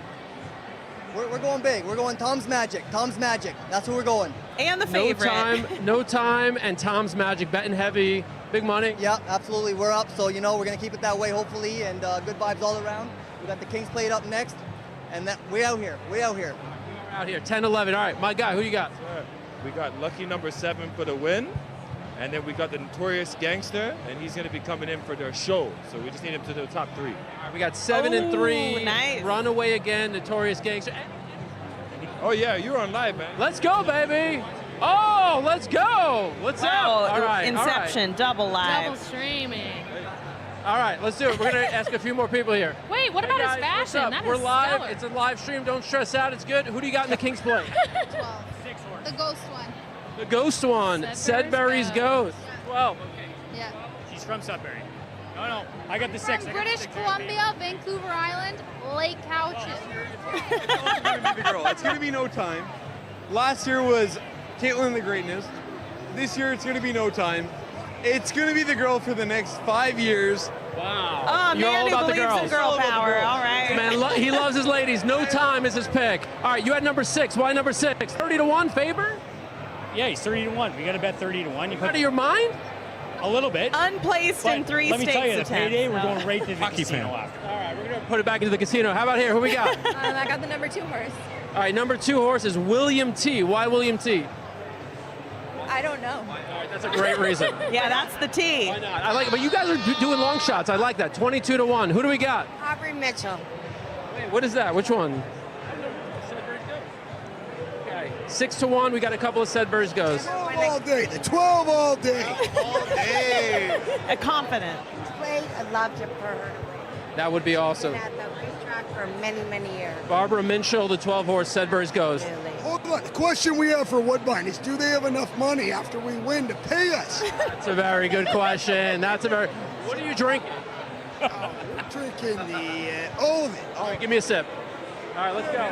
Oh my gosh. Let's go. Who are you picking? Well, the 12 horse, baby. Sedbergs goes. Everybody's picking 12 here. Come in, my guy. Who you got? You better not say 12. Sudbury's Ghost. Oh You're my all picking the gosh. 12. I was just living in Sudbury, and I like the name. He actually lives in Sudbury. All right, 10. We like the 10. The 10's 10. good. There we go. It's good vibes. and it's the girl horse. How about that? How about that? Okay, cool. All right, I think we're all represented. We're all represented. All right, a bunch of 10s, 12s, and 11s. Let's go, King's Plate. All right. Dan Dan. taking drinks out of other Bringing it. people's. The bar is always the best scene at the track, honestly. It is. Dan, clearly not a germaphobe. We're oot in a boot. No. I know. In this, he's like the alcohol. You know, it kills it. It just burns it right out. You can't get, COVID when you're drinking somebody else's whiskey sour. That's sterile. Okay. You heard it here. Wow. Okay. So. Where'd you go to medical school? She's a historian. Got your She degree? is a doctor. I'm actually a woman in STEM. I am a woman in construction, engineering, many accolades, many hats worn. 16 is so But- excited. 16, we're excited as well. We're 2 minutes away from this. From Canada's version of the 2025. Kentucky Derby. I can tell you, everybody here in the grandstand, to our right, we have this awesome Packed. set from the top of the track, and the grandstands are packed. There is not a single seat It's that is sold not out of it. claimed. Like next year, get your tickets early for this baby because it's packed. It's I'm sold seeing out. a ton of hats. The reactions to every single race have been strong. Yeah. This is a passionate crowd here. Yeah, very it's not very often. Like even on Derby Day, some people are like, "What? A race is going off?" Here, everybody is sat. They are ready to go. They're cheering these horses home because they're betting on them. This is a super fun atmosphere. And We've got Libra Boy. Libra Boy Yeah, says drop let's your go picks. 10. So he's on the filly and she's on the screen right now. You can see how she looks. Okay, let's do a quick exacta. It doesn't have to be a straight exacta, but it can be. Pete, what you got? 10 with 3-8. How about that? he was- 3-8 with 10. Mess around like that. If you wanted to get cute, you could certainly throw in whoever else you like. But when you said exacta, those were the 3 numbers that popped in my head. And sometimes in this game, first thought, best thought. First thought usually is the best thought. When you think long, you think wrong in this game. So The corollary. I'm going to go 12 Sedbergs Ghost with my bar people and No Time 10 and then the 7, the second timer in here who I Runway. think could just surprise. I'm going to go with Notorious Gangster and No Time. Ooh, And 3-10. that's also We because, can win together. those were the horses that I know. I feel like You I'm said doubling down, but 10, also 3. Yeah, 10 with, I want to key the 10 with the 3 and the 8. So 10, 3, 8, and then 8. 3-8 with 10. 10 has to be first, second. So we've got 3, 8.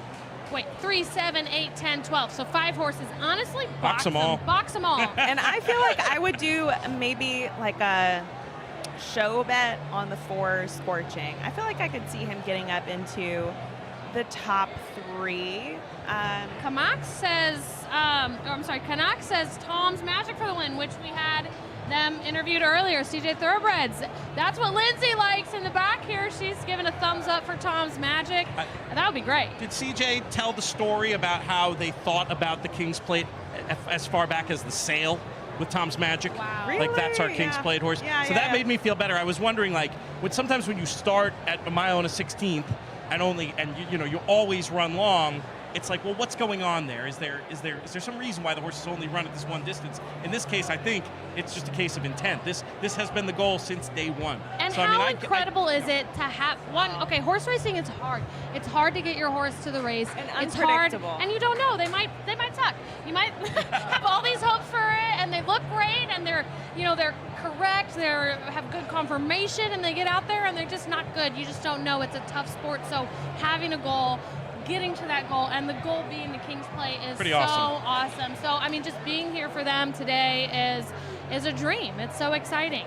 And it's all about to be here. We're 0 minutes. As soon as they start really approaching the gate, we'll kick it over to the track feed so you guys can fully dial in on the moment. But immerse yourself in it. Which, Garner's excited. Oh, look at this! First time watching horse racing. Awesome, number 6. We're glad you're doing it with us. We've got Notorious Gangster over here. We love you, Frazier. All the opinions. Get your bets in. You got just a couple of seconds, honestly. No. Last final countdown. There is always that nice little nervous energy that happens at this exact stage, starting to load for a big race. You can probably hear in the background this capacity crowd getting really very excited. Is like the Derby. When the horses come, I mean, everyone here, no one is at the bar, like inside, like everybody is here. They're, I'm sure, all going to stand up and really tune into this race. This is cool. Even the position of the starting gate, everything here really resembles. This is my first King's Plate. Exactly what it is. Is that right? Yes, my What? first. Yeah, because I came church champions, but this is my first King's Plate. So I this is a didn't truly realize cool that. experience. It's great. Oh, we've got somebody else on DeWolf. Nice. We've Not got alone. the Cats. It's my dad's birthday. Happy birthday, Gamer Belo's dad. All right, we're going to now give it over to Robert Geller for the call of the 2025 King's Plate. Good, so they're moving in pretty quickly. And his score changing moves up.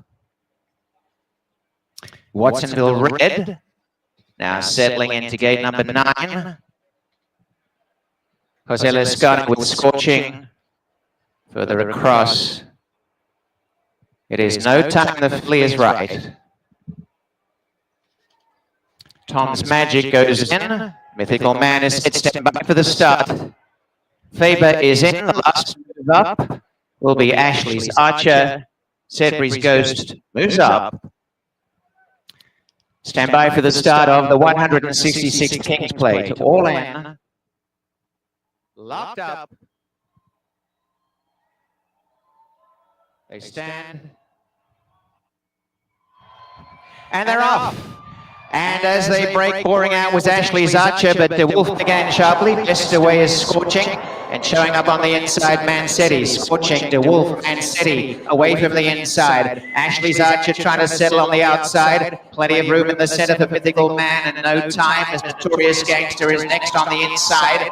A length in behind them. Runaway again. Then Sedbury's Ghost in the middle of the pack. Tom's Magic. Over on the inside, William T. in the back. Watsonville Red and Faber. And they're well off the inside. Most of these runners showing the way. It is Mancetti leading a charge of horses. And Mancetti has the lead by a length. Moving forward into second, Mythical Man, Scorching and coming through in the center to fourth. No time, the filly. DeWolf is parked up on the outside. Right behind them, Ashley's Archer trapped a bit wide. Notorious Gangster stays in range on the inside, and William T. the center. A length behind them is Tom's Magic. Sedbury's Ghost is back third last and together at the back. Watsonville Red and Faber on the inside. The half mile, 47 and 2. Mancetti in front. Mancetti by a length to Scorching. In third, no time. Mythical Man on the inside. 3 wide is DeWolf. Looking for room. Notorious Gangster. On the outside is Ashley's Archer. William T. is up in the center with Runaway again. And in behind them came Sedbury's Ghost. Watsonville Red and Faber bunched up. And now Mancetti sprints for home. Mancetti, 2 in front. Scorching in second. DeWolf third. Mythical Man and no time in behind them. And trying to run home is Notorious Gangster and Faber. Trying to get a run. as they corner in the King's Plate. Man City being chased home by Scorching. Man City by 3 lengths. Scorching in second. Then came De Wolf. But it is Man City and Scorching. The only danger in the back. Man City by 4 lengths to Scorching. And then Notorious Gangster. And out wide of the track towards Magic. And Man City now to the wire. What a gate. Man City and Pietro. From Thomas Magic, Notorious Gangster, Scorching to the win.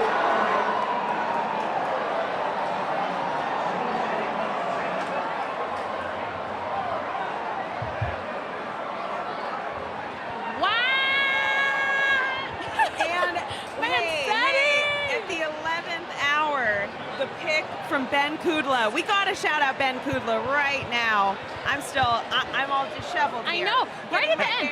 Right at the end, all these people started commenting Mancetti, which is not really one we commented on. No, but Ben is very sharp. 18 to 1. Yeah, he does a great job on his Inside Track podcast for Equibase, and he was smart enough to come up with this one. We talked about pace scenarios. I did not have Mancetti wiring it among my on my bingo card. Rachel, you were right about the pace. I mean, they didn't go slow. No, it was on. I mean, looking at the fractions, I think it was honest. 22. It was almost 23, and then 47 something. So like, I mean, it quick, wasn't, and then it evened out. Yeah, it wasn't absolutely blazing, and then Tom's Magic second. Big late run. Which our note on him from the America's Best Racing cheat sheet on the horse that just won looks like a bona fide win candidate for a trainer who won this race in 2022 and won it again last year. So. Hey, if you read our cheat sheets, there would have been your answer. Or if you listen to Ben Kudla on the Inside Track. I mean, that's the only thing that I read. Any stats that I rattle off, make no mistake, these are not my original thoughts. This is the brilliant work of our writers like Mike Curry and Patrick Reed, who don't get to go on these trips with us, but I know that they are always doing the work. We're gonna bring you. We're gonna bring you some coffee, Chris, home.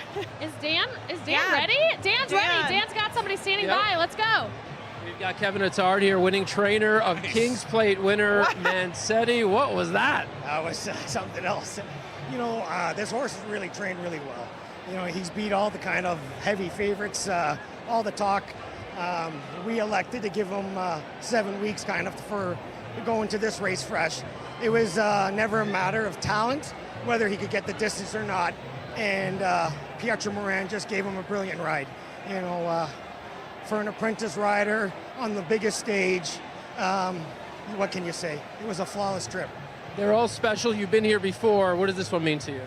It doesn't get, you know, it just keeps getting sweeter, really. Obviously, this race is so important in Canadian racing, and being from Canada, Woodbine, being my home, it's just such a special race for me, and I hope there's many more to come.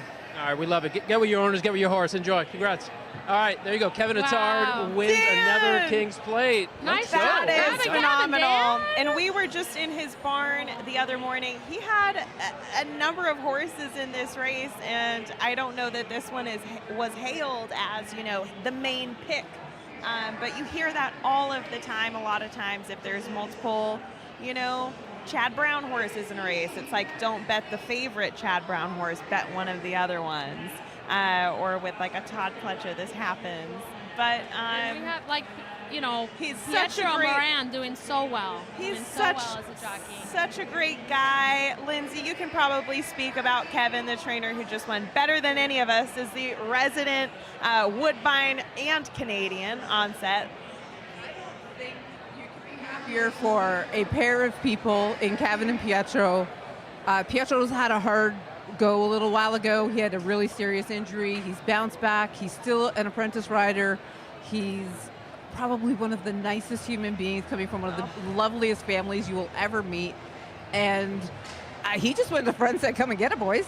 And you know what? I had said earlier that, you know, my sentimental pick was that horse, but to see him at the top, I was like, he's pretty confident. You could just see that confidence grow and grow and grow, and I'm pretty sure it was a good thing he didn't really look back, because I think he might have been a little scared of how far ahead he was coming off that turn there. But you know what? Kevin gets his horses ready really well, and at little maybe home track advantage. Yeah, I mean, you cannot overlook, again, we were talking about like a John Velasquez, kind of one of these global icons in racing that comes and rides here. However, the people that are going over this surface every single day, they know the track, they know the way it reads. And I just love stories right? like this in racing, of how, you know, you have this apprentice jockey winning Canada's most famous race. It's just such a feel-good moment that sounds like really deserving teams. I think there's some players who are going to be feeling pretty good at that price too. No doubt about it. I mean, this horse makes sense. It just won a Grade 3, right? You're coming into a very prestigious listed stake, but I mean, the horse fit on class, but I really think this ride just deserves some special attention to be able to get that position early, but then really be able to rate out the speed and know you have the horse under you who's going to be able to find despite those early exertions. I mean, he had this thing won a long way out. He did. And you know what's kind of funny is I go back to our tour yesterday in the backstretch and we were talking to Kevin. And Kevin said if this horse can get away and get some good fractions, he could be really tough. Yeah, and there was no one that was going to challenge him in that field. I was actually, I'm not going to lie, I was a little surprised that nobody did come and challenge him. I know. Well, we were I was talking waiting for about him to that come, but before the race, how this was a difficult pace scenario to kind of depict exactly how it was going to be, like who really was going to send and how much pace there was going to be. I mean, it didn't go slow. Often trying to wire the field in a tough race like this is usually not the winning tactic, you know, a lot of the time. So one thing I think helped is perhaps some of the riders having questions about how far their mounts wanted to go, and maybe just being that little bit of conservative in the middle part of the race, allowing him to kind of steal away. Because when you don't know, when you've never gone the mile and a quarter like we were talking about, you'll see a lot of times there's a tendency to not want to hit the gas too early, and that gave a tactical advantage. I think there is a great big kudos to Pietro Moren for listening to the trainer who knew this horse, get the game plan, and don't deviate. And make no mistakes. On the screen now, I mean, the horse is getting sprayed off, cooling off. Pulled out. Look at that blanket as well. Oh man, as an owner, I want one of those blankets in my, in my den for winning a big race like this. It's Start so buying exciting. some Canadian breads. I know, right? Gotta run up here. But and like kind of what Rachel was saying too, and Lindsay, every track is different. You know, they're not all shaped the same. Even here, you look at, there's two different turf courses. So one's on the inside, one's on the outside. So those turns on the inside are much tighter than the outside. So every time you run, and these horses ship around all over the country and the world. So it makes a difference. When you're here, you run it all the time. You know how it works. Like you're the jockey, and like you said, home field advantage. Yeah, I mean, there's something. When you're Canadian, this race is at the top of the list. So not long ago, we were talking, Kevin was the best trainer not to win a King's Plate or a Queen's Plate. And until Moira hit, I mean, we're talking a couple years ago. And now he's on the roll. Now the cap's off and the bubbly's going every year for Kevin now. And it's pretty nice to see good people, local people, home people, having that success on this level. And you can hear the emotion in his voice. You can hear how much it meant to him. He was choked up. 100%. So the first time Pietro won his first big stake race, his whole family, so his family, I believe there's 11. Oh, wow. And they're the loveliest group of people you will ever meet in your life. And they were so loud and so happy and crying. And I mean, there's a great moment of Kevin and Pietro in the winner's circle, and I am pretty sure when they get in that winner's circle today, you're going to see an awful lot of tears. You see it right now, like the pride and joy is. I would love to know, how they are celebrating this win. 11 family members. Come on, y'all know where the party's at. It's with the big families. So deserving. Oh. So what is it? So Lindsay, you're Woodbine. So tell us, what this means having a local person win, and kind of how the event all played out for you. Yeah, I mean, the big races are big races, and everybody wants to see the best horses. But when you get the best horse in the field that comes from somebody that you get to see day in and day out, and see that horse develop in front of you as a local track, it's incredibly gratifying to be able to watch the journey and be a part of it. Because, here in Canada, when Moira, that's probably the first one of Kevin's stable that really captured not just Woodbine's attention, but Canada's attention, because you go and win a Breeders' Cup. Canadians are incredibly proud when you go and you compete on the world stage. So this is just another level of that confidence and that just pride that you have, and knowing that, you know what, you're not just good for Canada, you're good for everywhere. Yeah. And sometimes Canadians can be a little humble, and sometimes they need to maybe tout things a little less humble. Tout it, boost yeah. it. So, does this then something really to build on for next year, having another Canadian, Oh, absolutely. I think they'd love to have, Woodbine bred and raced horses all the time. Yeah. But, sometimes it's not always in the cards either, because people travel where those horses will fit or where those trainers want to be. And that's just racing. That's the business that we live in. But when you do have the stars align, it's incredibly great to celebrate. And personally, could not be happier. I've already... My text messages have been blowing up about how great this is. So, how has the reaction generally been to the new date for the plate? This has only been a few years now with this in August. It certainly seems to be resonating with the public and the racing world at large, but how's it been from your point of view? Yeah, I'll be honest, I don't remember, I didn't wear this hat too much before when we were in June, but it was always an early season. It's sometimes a little bit of a struggle to get some of the horses ready early. Right, to go this far. To go this far at this distance. And let's be real, we live in Canada, so sometimes Mother Nature obviously has a mind of her own. Yeah. So being in August, typically is a nice time of the year. Do you start, is it like, this is awesome and tomorrow we're planning for next year, or do you get a little reprieve? We got another big race coming up in a couple weeks. The Woodbine Mile, all systems the summer, go for that. a couple Grade 1 Breeder Cup winning your in events. So we'll probably switch gears to that first, and then the international. And I'm sure the plans and their debriefs will start happening. But we'll also be looking forward to the next big event here, because this is just really the start of our big summer season here.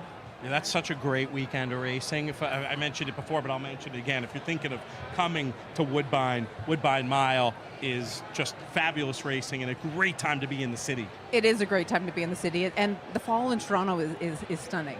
It's you get a chance to go downtown. It's not too hot. It's still great summery type weather, and the racing here just gets better and better as we get into September and October, and get on a plane and come on up. Yeah, that's the fun part about being a fan. We all have our bucket list races or racetracks, even for casual fans. And I think that anyone who's watching, if your interest is piqued, if you're a little bit curious, do it, lady. Book the flight. Book the flights. Go to the races. It's always great to have a trip booked around doing an experience. A lot of people do that with Royal Ascot in England, or the Breeders' Cup, wherever in the world that may be, rotating year to year. But again, great event, great Canadian pride. And you mentioned something about, Canadian horses, that pride. And for those, a couple weeks ago, we were just at the sales. We did these huge live streams from the sales. And you can't talk about sales, horses, breeding without talking about Northern Dancer. If Ren Carruthers is listening, she's sure her interest is surely piqued right now. But the last race that he ever won was the Queen's Plate. I believe it was the Queen's Plate at the time in 1964. And yeah, look what he went on to go and do. Breed-changing stallion. Yeah, for those that aren't aware, that is the horse that he is referred to. We have this map. What would you call that? Pinwheel of pedigrees, basically, of bloodlines. There's got to be a good term for it. It's sort of a I cloud. Like the pinwheel of pedigrees. Yeah, pinwheel of pedigrees is better than anything I'm going to come up with. If that's not what it's called, get in touch with my people. We'll work something out. But basically, Northern Dancer was this real breed-shaping stallion, where now most of the horses that are running were influenced by this great Canadian racehorse who, again, won this famous race. Queen Elizabeth was a big fan. It's good trivia. Yes, the Queen. Ever heard of her? New thing or two about horse breeding. I want to make sure everyone is aware it's not over. Like, there are more horse races here. We have more graded stakes. I mean, this day, I like that you did that. You know, you kind of put King's Plate in the middle of the card. So don't go anywhere. We're 17 minutes away from the next race. Dan is trying to get in touch with a jockey or, you know, more trainers down there. I'm sure it's a little hectic and crazy as all the reporters are trying to grab, you know, all the people who just did well in the race. So we'll stay tuned for that. Lindsay, thank you for joining us and sharing a little bit about, you know, Pietro and your excitement and Canadian racing and Woodbine and everything. Thanks for having me on, guys, and thanks for coming back up again this year. And we love it. And I'll take the video of the ship again, just to make sure that there's no evidence. Too late. Yeah, no, we've been rolling the tapes of that. But seriously, Lindsay, you are phenomenal. We're so grateful to you, and we love King's Plate Day. And thanks for taking the time and hopping on. I know that you have a million things that you probably have to do. And no problem. I'm going to go see if I can't go give Pietro a big high five. Go and celebrate with the family. Go see the family. Cancel your plan. Oh, yeah. Send us some footage of the family celebration. I will do my best. It will be absolutely wild. Cheers, my friend. So Lindsay good. back. She does an amazing job just hosting up here. Like the boat footage you've seen, that was her planning that. Yeah, she lines up a great itinerary. Marketing publicity really helps get the right eyes in the right places when it comes to all things Woodbine. People, places, pleasure, and things. absolute pleasure to work with. So, okay. We've got a new guest about to join us. He's running around. He's been our neighbor. Oh, nice. For the last...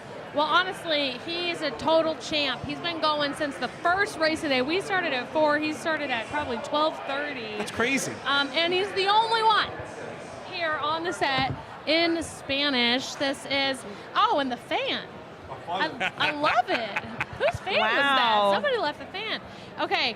Pocho Rob, Roberto, Picking up a lot of fun stuff. Off the top, what I want to say is I was sitting up here behind the set, kind of preparing things, working on some content. Again, if you're not following the social channels, what are you doing? Go there, get fed. You were celebrating a lot after multiple races in a row. I think I saw a horse that was like 18 to 1, 15 to 1. 15 to 1, and there's Roberto, you know, fist pumping, ready to go. And I'm like, he must be having a great day. So tell us, how has the day gone for you? Did you have that winner in King's Play? I didn't have the winner in the King's Play, but my day has been great so far today. Good. Just to start to being here is amazing. Yes. Yeah. I missed you at Ascot this year, but you're here and it's the next best thing. Yeah, I miss you at Ascot too after 3 years in a row. Yeah, it been, you know, betting-wise, it's been great. You know, we did very well in the first 4 races. And I think that, you know, that pays for the day. Yeah, that's pays Can't for the win day, them all, absolutely. sadly. No, we had the top pick in the second race, 15 to 1. Yeah, crush. So overall, okay, I want to know how much you're up total. You don't have to give me like a hard, you know, number, but maybe percentage-wise. We need a hard number. Give us all the details. Tell me. I know. I don't want you to get robbed, you know. No. Tell us. We'll watch them swarm him in the parking lot. Next question. And by that I mean me. It's me. I'm the robber. Give me your money. I've got an air horn and I'm not afraid to use it. Are we talking a nice dinner, a used car, a new car? A luxury car? How much? Yeah, I mean that's put it in the ballpark. We have enough, you know, to have a few drinks tonight. There you go. So modest. So modest. Roberto, okay, I realized this on our last show when I said something in Spanish, and suddenly Spanish comments just flooded in. So give our Spanish viewers just a little bit something. The what? Just talk to them. Get a little Spanish. Give it a little Spanish. Oh, you want a little Spanish from me? Yeah. Well, muy buenas tardes, chicas. ¿Cómo se siente? ¿Cómo está, caballero? Bienvenidos a Woodbine. King's Play, su edición 166. Espero la esté disfrutando a través de DRF en español y, por supuesto, seguir a ABR en sus respectivas redes sociales. Oh, gracias. Very good. Siga, Wow. siga. Translate. I'm here with, these ladies that are all right, and then I'm sat next to the most beautiful woman I've ever seen. Ladies, His name's Pete. I say beautiful ladies. Yeah, beautiful. No, I was saying, I think that Pete was getting all the compliments. You were like, this Adonis of a man. Guys, Dan is standing by. Dan. Dan! Not a moment too soon. Dan, what are you doing? One question here. Okay. All right. He's got to ride the next race. So that was fun. Almost had him. Oh. He's riding war strategy, so he literally got pulled, but he's got to ride the race. What are you gonna do? What are you gonna do? All right. Well, thanks for trying. World's shortest these interview. Jocks, the world's shortest interview. But these jocks, seriously, you go, you win the King's Plate, and then boom, you're on a horse again in 17 minutes. That is unbelievable. Yeah. Crazy. Yeah. Think about and it. you're risking your Wow. life. I mean, it's a dangerous game. And still more, 3, 4 more races yes, to so go? somebody asked, we had Philly Jones say, how many races in total? Which races are done? I'm a beginner watching these horse derbies. So Philly Jones, there are 4 races left on the card. The next one is the last graded stakes race. It's the King Edward. There's still a stakes race after that, the Soar Free, and then there's 2 more. So the races go all the way until 7:45 p.m. They started at 12:45. So what is that? Like 7 straight hours of I mean, we won't be here through the bitter end. We're not sticking with you through it all. You can, watch it on the ADW. Does Woodbine website have Thank it? you for the reminder at what time we started today. Thank you for the reminder. I know you've been. I said, I don't know if you heard get when here? you're coming over here. I was like, he's been on since what, like 12:30? 12:30. Yes. How you feeling? Oh, I feel great. Okay, well then We tell us can who's go winning this home. race. I can go on, the next race. Actually. Did you do the late card, or did you just do what you were on air for? He's got a big opinion in this race. Well, now it's 2-1. I told you yesterday. 5-2. It's just because it's nothing against the jockey, because if you have a horse, you want Flavian Pratt at least, to Great ride rider. the horse. But the problem of the betting part of that is it's gonna take money. It was 6-1, and now I'm seeing 5-2, the number 8. It was my best bet of the day. Now it's not a best bet. 5-2.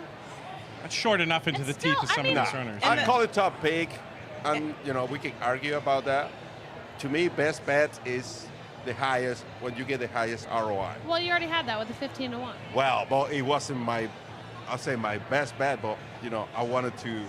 After the fact, it's your best bet. After the fact, before I say, well, let me take a shot here to see what happens. And I have to wonder too if this 8 horse is taking some money because of the name, Gas Me Up.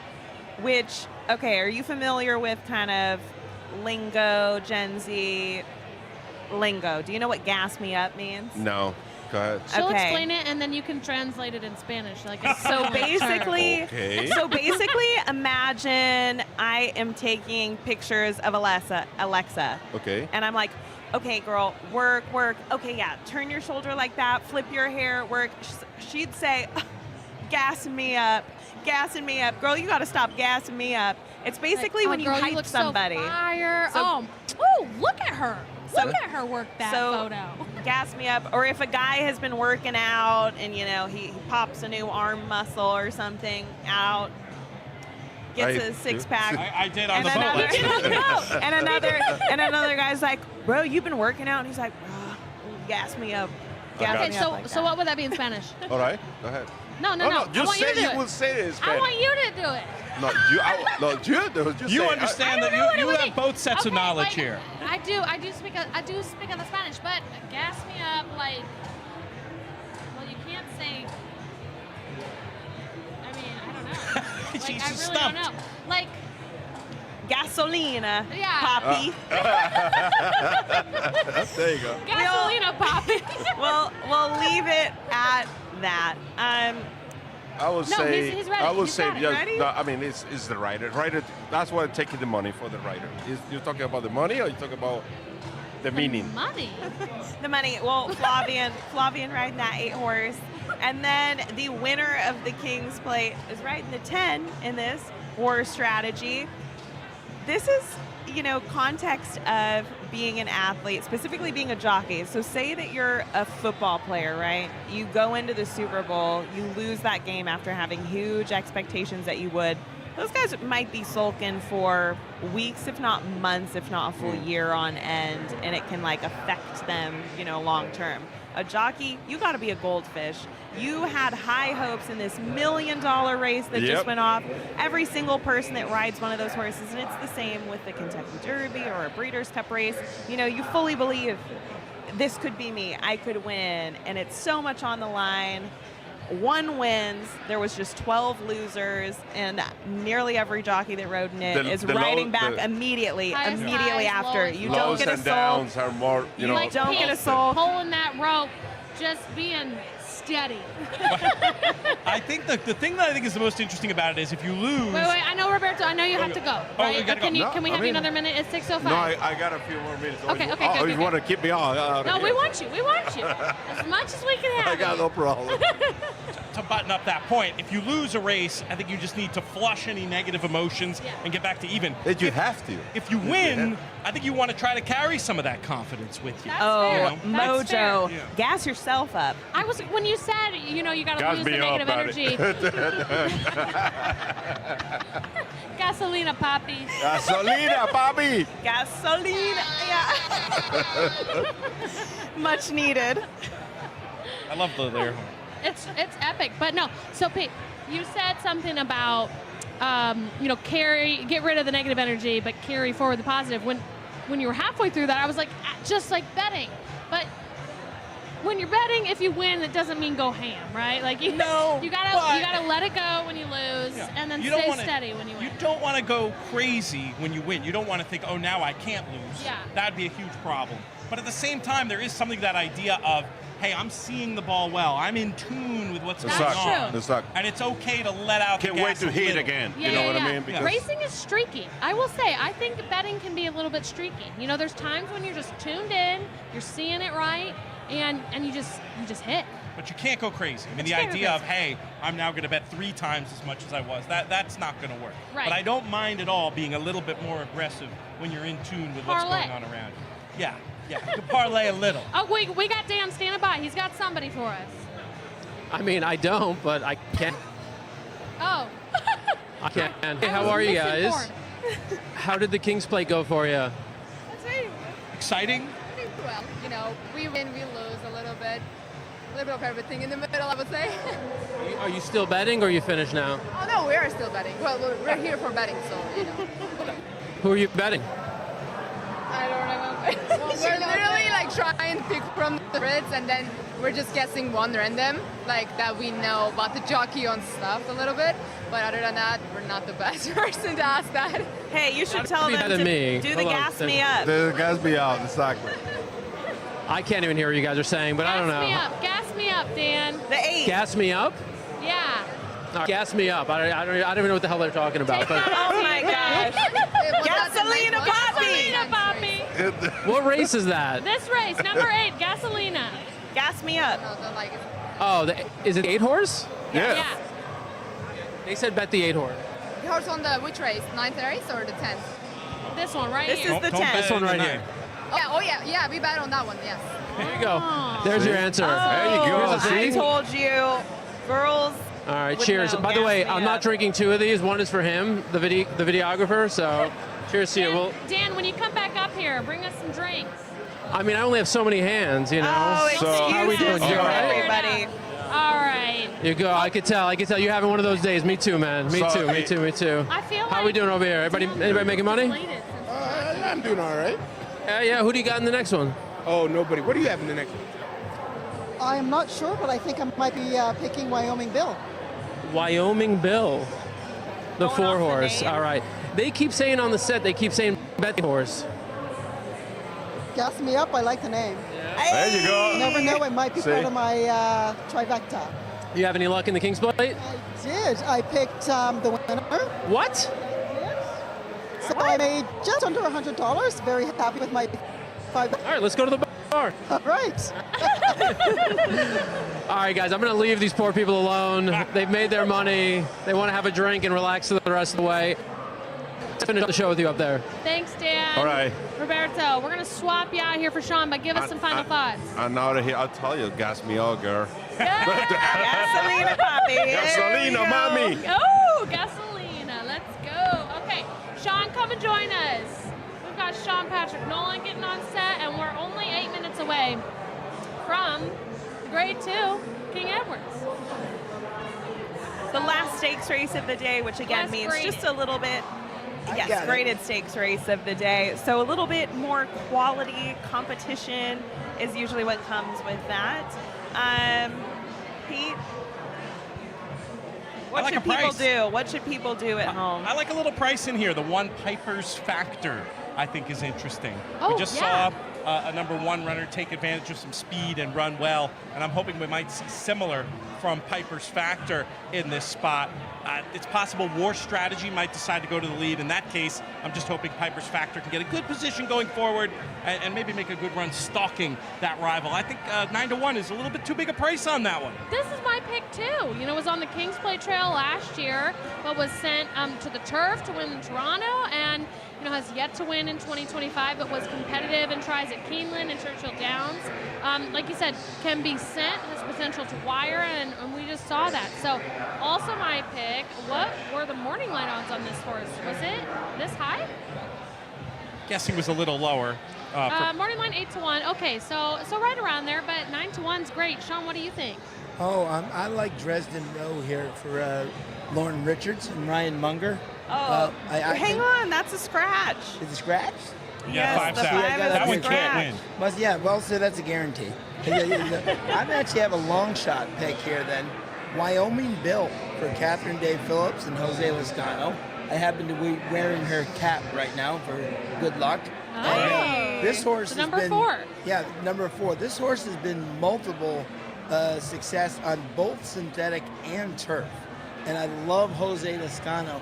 Do you know if you bet Jose Lezcano every time $2 at Saratoga, from the day he got there from 2007 to now, he's got an ROI positive $2.63. No, I That's didn't know that, but if That's I insane. did, I would have a lot of nickels. Yeah, What do that's they say insane. that if I had a nickel for that's air horn that worthy? stat deserve an air horn? I think so. Given, there we go. No doubt. No Did you doubt. do that like back a napkin math or?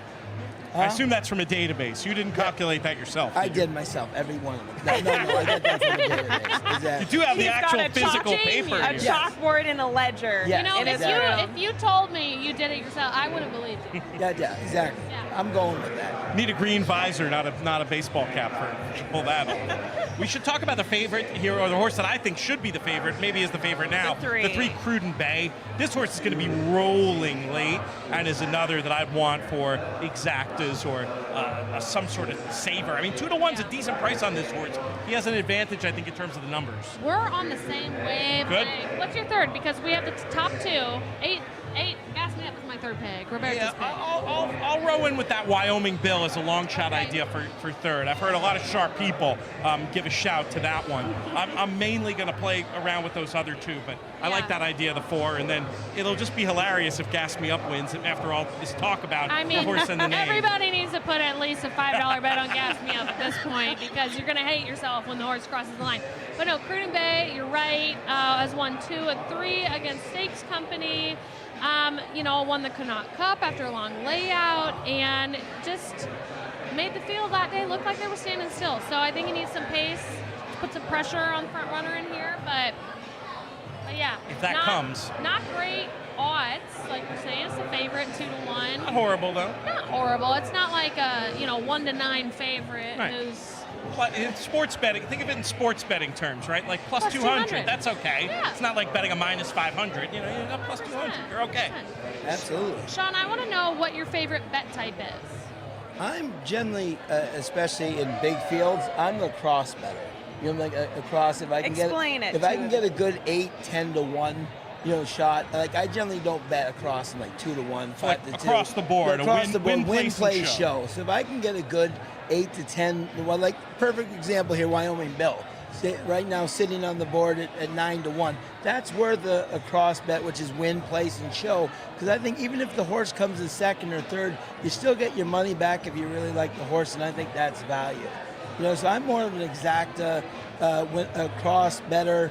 I'm not a huge pick 5, pick 6 player. I'm kind of like Dave Weaver says, I like to be that now. Give it, the now. I want to know how I did now. Not in 4 races, I want to know how I did now. It can be excruciating sweating a bet for hours and then not cashing. I just hate when I'm right and I pick like 3 bomb winners and then I miss a favorite or something and I don't get anything for it. So I agree. Like, I like the consistency of an exacta, of a double, maybe throw in a little pepper and a little try here and there, get a little crazy. But I agree with you, Sean. I'm not huge on the big pick tickets. I'll play them, but I like the I want to be told within a half an hour whether I'm a genius or an idiot. And that's fine. Either one, I'm fine. The talking heads, and people have been at this for years. I do pull together some trivia occasionally around a big race day. And we're out here broadcasting, and I'm curious if anybody can guess when the first time, not a television broadcast was done, the first time that a radio broadcast was done from King's Plate Day. Ooh, that's interesting. So the King's Plate is the oldest continuously running race in North America, I believe. So we're going to be going back far. It's the 166th year of it. So I'm going to think about media and sports, and I know that like the first baseball broadcast was around 1919. So I'll just guess that. 1919, Sean? I was right with him. I was like 1925. I'll do 1927. Sean, the stats man, he got it right. It's 1925. Very good. So here we are a full 100 years later, doing the people who Which did that broadcast do you probably think proud. was, which one was more entertaining to you? Did they have an air horn? I don't think so. I don't think they were doing that. And they definitely didn't have coffee crisp pops to keep them sustained throughout.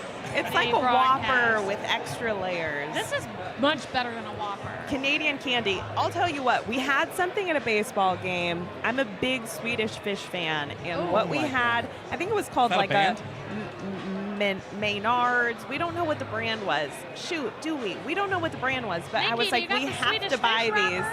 They were fantastic. Maynard's. So it was little raspberries. Naturally, it was only like 5 ingredients versus the U.S.'s 17 to 20 list long of ingredients of Swedish Fish. Tasted exactly like Swedish Fish. No way! No way! Is this someone that came through on a promise? Is this a? Oh, I wish we could get a side of this. We've got Jordan Miller bringing There's some bartending the drinks. going on. We gave him some shit about not bringing us drinks, and here he is. Said he only had. He's got a party tonight, so he wanted to make sure we. Yeah, come on. That is amazing. Oh, please. Oh my gosh! Thank you. No backwash for us, Rachel. Thank you. Cheers. That Cheers. is awesome. Cheers to you guys. King's Play Day. We're 0 minutes to post. If only we had some Swedish Fish to go with. I know, right? Kudos to Dan, That's a by the way. cider. Kudos to Dan for making me eat about 100 Sour Patch Kids there. Dan was just bringing the candy. So they have a lot of candy at baseball. Tordjman's a lot of candy. food pusher. Twizzlers, cotton candy, Swedish Fish, Sour Patch. It was a non-stop candy train. I'm more of hot dogs and And pretzels the biggest and hot dog beer. you have ever seen in your life. Is it a nice stadium? Was it fun? It was amazing. I've amazingly never been. What's the big tower here? You can Gotta see do it. it. CV towers. Yeah. Oh, it was so cool. But guys, they're loading. We're going to put this. Let me see. There we go. Okay, we got it up on the screen. We'll kick it over to Robert Geller, our favorite belly dancing announcer in the world, for this last graded stakes on King's Plate card. Now, gas me up. Moves in with public sector. And to the outside will be war strategy, but it is public sector going in. Stand by for a start in the King Edward. The field is now all in and locked up. And they're off. And a great start from war strategy, and Pietro came flying out in front. Away sharply, it's Spears Factor on the inside, and a nice beginning for Mason's Gamble. And their public sector moving through is Twin City. Fighting the right of theirs, Kiss Me Up has got to third last, just behind on the rail, Cruden Bay. 2 lengths away is Wyomingville, and the trailer is Lucky Score. Separating from the pack here, War Strategy, Piper's Factor as they turn up the heat. They've gone away by 5 or 6 lengths to Twin City against the hedge, and Emerson's Gamble. This field started really straight up, about 3 lengths away. Cruden Bay pushing on the inside of Public Sector. Tracking them is Gaspar and Wyomingville, and tailed off last. Lucky Score 7 behind. But they've been cracking along at this fast pace, and Piper's Factor to the half-mile in front. War Strategy on the outside in second. They've come clear by 4 lengths still to Twin City and Emerson's Gamble. Another 3 away, Cruden Bay and Public Sector. 4 lengths to Gaspar. Wyoming as they close in the leaders of the bit and tailed off last. Lucky Score as they turn the King Edward. On the inside, Piper's back to the outboard Strategy, and now coming is Twin City, Emerson's Gamble. Gaspar and Cruden Bay looking for room, and now the outside Gaspar and Wyomingville, and Lucky Score from last. Gaspar and Cruden Bay to get to the front, and it is out by Gaspar going to the lead from Cruden Bay. Wyomingville down the outside, battling away is Twin City. Gaspar up in front, Gaspar and down the outside. Wyomingville is finishing. Gaspar in the King Eddie. Gaspar up, goes on. Wyomingville second, third Twin City, and then Cruden Bay. The race 1:33.85. We need our mic. There we are. Gasolina, papi! Gasolina, mami! Let's Yeah! go! Gasolina, Papi, Roberto. We told you to put $5 on it. I mean, what's that Gasolina song? Why can't I think of it? Oh, da-da gasolina, da-da gasolina. Wow, you guys, not us giving out the winner in the last race that we're covering here today. Again, not a huge, tremendous, long odds horse. Great name. Still was not the favorite. The favorite was the 3. Who ended up in second? Wyomingville. Yeah. Wyomingville. 10-1. Great shout there. Yep. Oh, we should have just boxed it. How Hopefully about some people listening were smart enough. I know. How about a Tell horse us in the comments if you just 53 to 1 that just came in third, Twin City? Wow, let's look at Twin City. Let's see what notes did we have on. Was out of form. Wow, I've got could be a massive upsetter. Yeah, that would have been crazy. That'll be big for the trifecta players playing, in the numbers. tournament. Like Jordan, who's in the big tournament. I don't know if it ended in the King's Plate or not. It probably keeps going, but that could pay a massive, massive price if you had That'll that. light up the try for sure, especially with Cruden Bay out of it. Yeah, honestly. I know, a favorite coming in fourth. I'll tell you, last night on the boat, we're coming back to the boat. Roberto. all roads lead back to the water, actually. Roberto pulled me aside and was like, gas me up. I mean, he's been on this horse for days. Oh, so okay. He wasn't saying, hey, gas me up, take my picture on this boat. It was in the sense of like, this is the horse. Because he clearly had no concept of what the meaning of that was at first, but now he does. And he's going to go home and say, Gasolina, mommy! That's going to be the new, that's how he can, I don't know, new jargon. Catchphrase. His new catchphrase on there. Actually, I think he should change that to be his Twitter bio. Gasolina Poppy, his new Twitter bio. Oh, it should be. Gas me up. Oh, man. Well, guys, this has been King's Plate. I mean, what an incredible time. I hope you're inspired to make it up here next time. If not, definitely put it on your calendar. And like Lindsay said, it's just the start of the summer. They got a bunch of big races. So, go to the website, check it all out. What is it, woodbine.com? Yeah, we cover them all the time on our shows. If you're interested in Woodbine coverage weekly, in the Money Players podcast, we always have the Saturday racing from Woodbine there, and we're really looking forward to that. Woodbine Mile weekend, going to be another great weekend up here. Breeders' Cup. What's the date of that? That is going to be, of course I should know this, and I don't. But if I look at a calendar, I can probably guess. September. It's like mid-September usually. Okay, mid-September. Somewhere between the 14th and So you guys have a month, basically, is what we're saying. Get this organized. isn't next weekend, in a month. Woodbine Mile, come make a trip. And I think we're doing, I don't want to make any promises because I need to check the calendar, but I believe we're doing more live streams. Is it the Woodbine Mile? Are we doing a Woodbine Mile live stream, Dan? Yeah, I believe we are. That's a virtual one. We're not on site. So tune in for that. We might be even doing one more Woodbine one this year. So just follow our socials. We got the International coming up October 4th with That's the other one that we might do. Don't know yet. We might so do. Yes. yeah, keep in touch. Look at our Twitter, X, Instagram, everything that Rachel curates so beautifully for us. And stay tuned. Pete, love having you. Thank you so much. You are a champ. You've been here a while.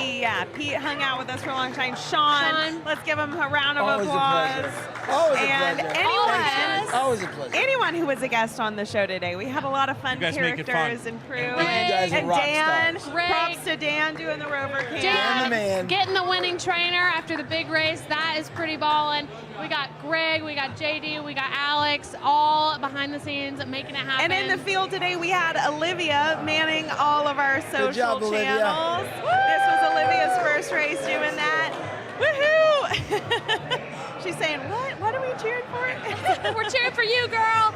So, and thank you all for truly, joining us, tuning in on all of our shows. Like I said, there's still a few races left today, so keep tuning in with Woodbine, keep betting, and we'll catch you on our next live stream. It's America's original sport, and no one covers it better than America'sBestRacing.net. From the sport to the lifestyle, the best races, horses, and destination venues, cocktails, gambling, fashion, and more. America'sBestRacing.net is a sport for you.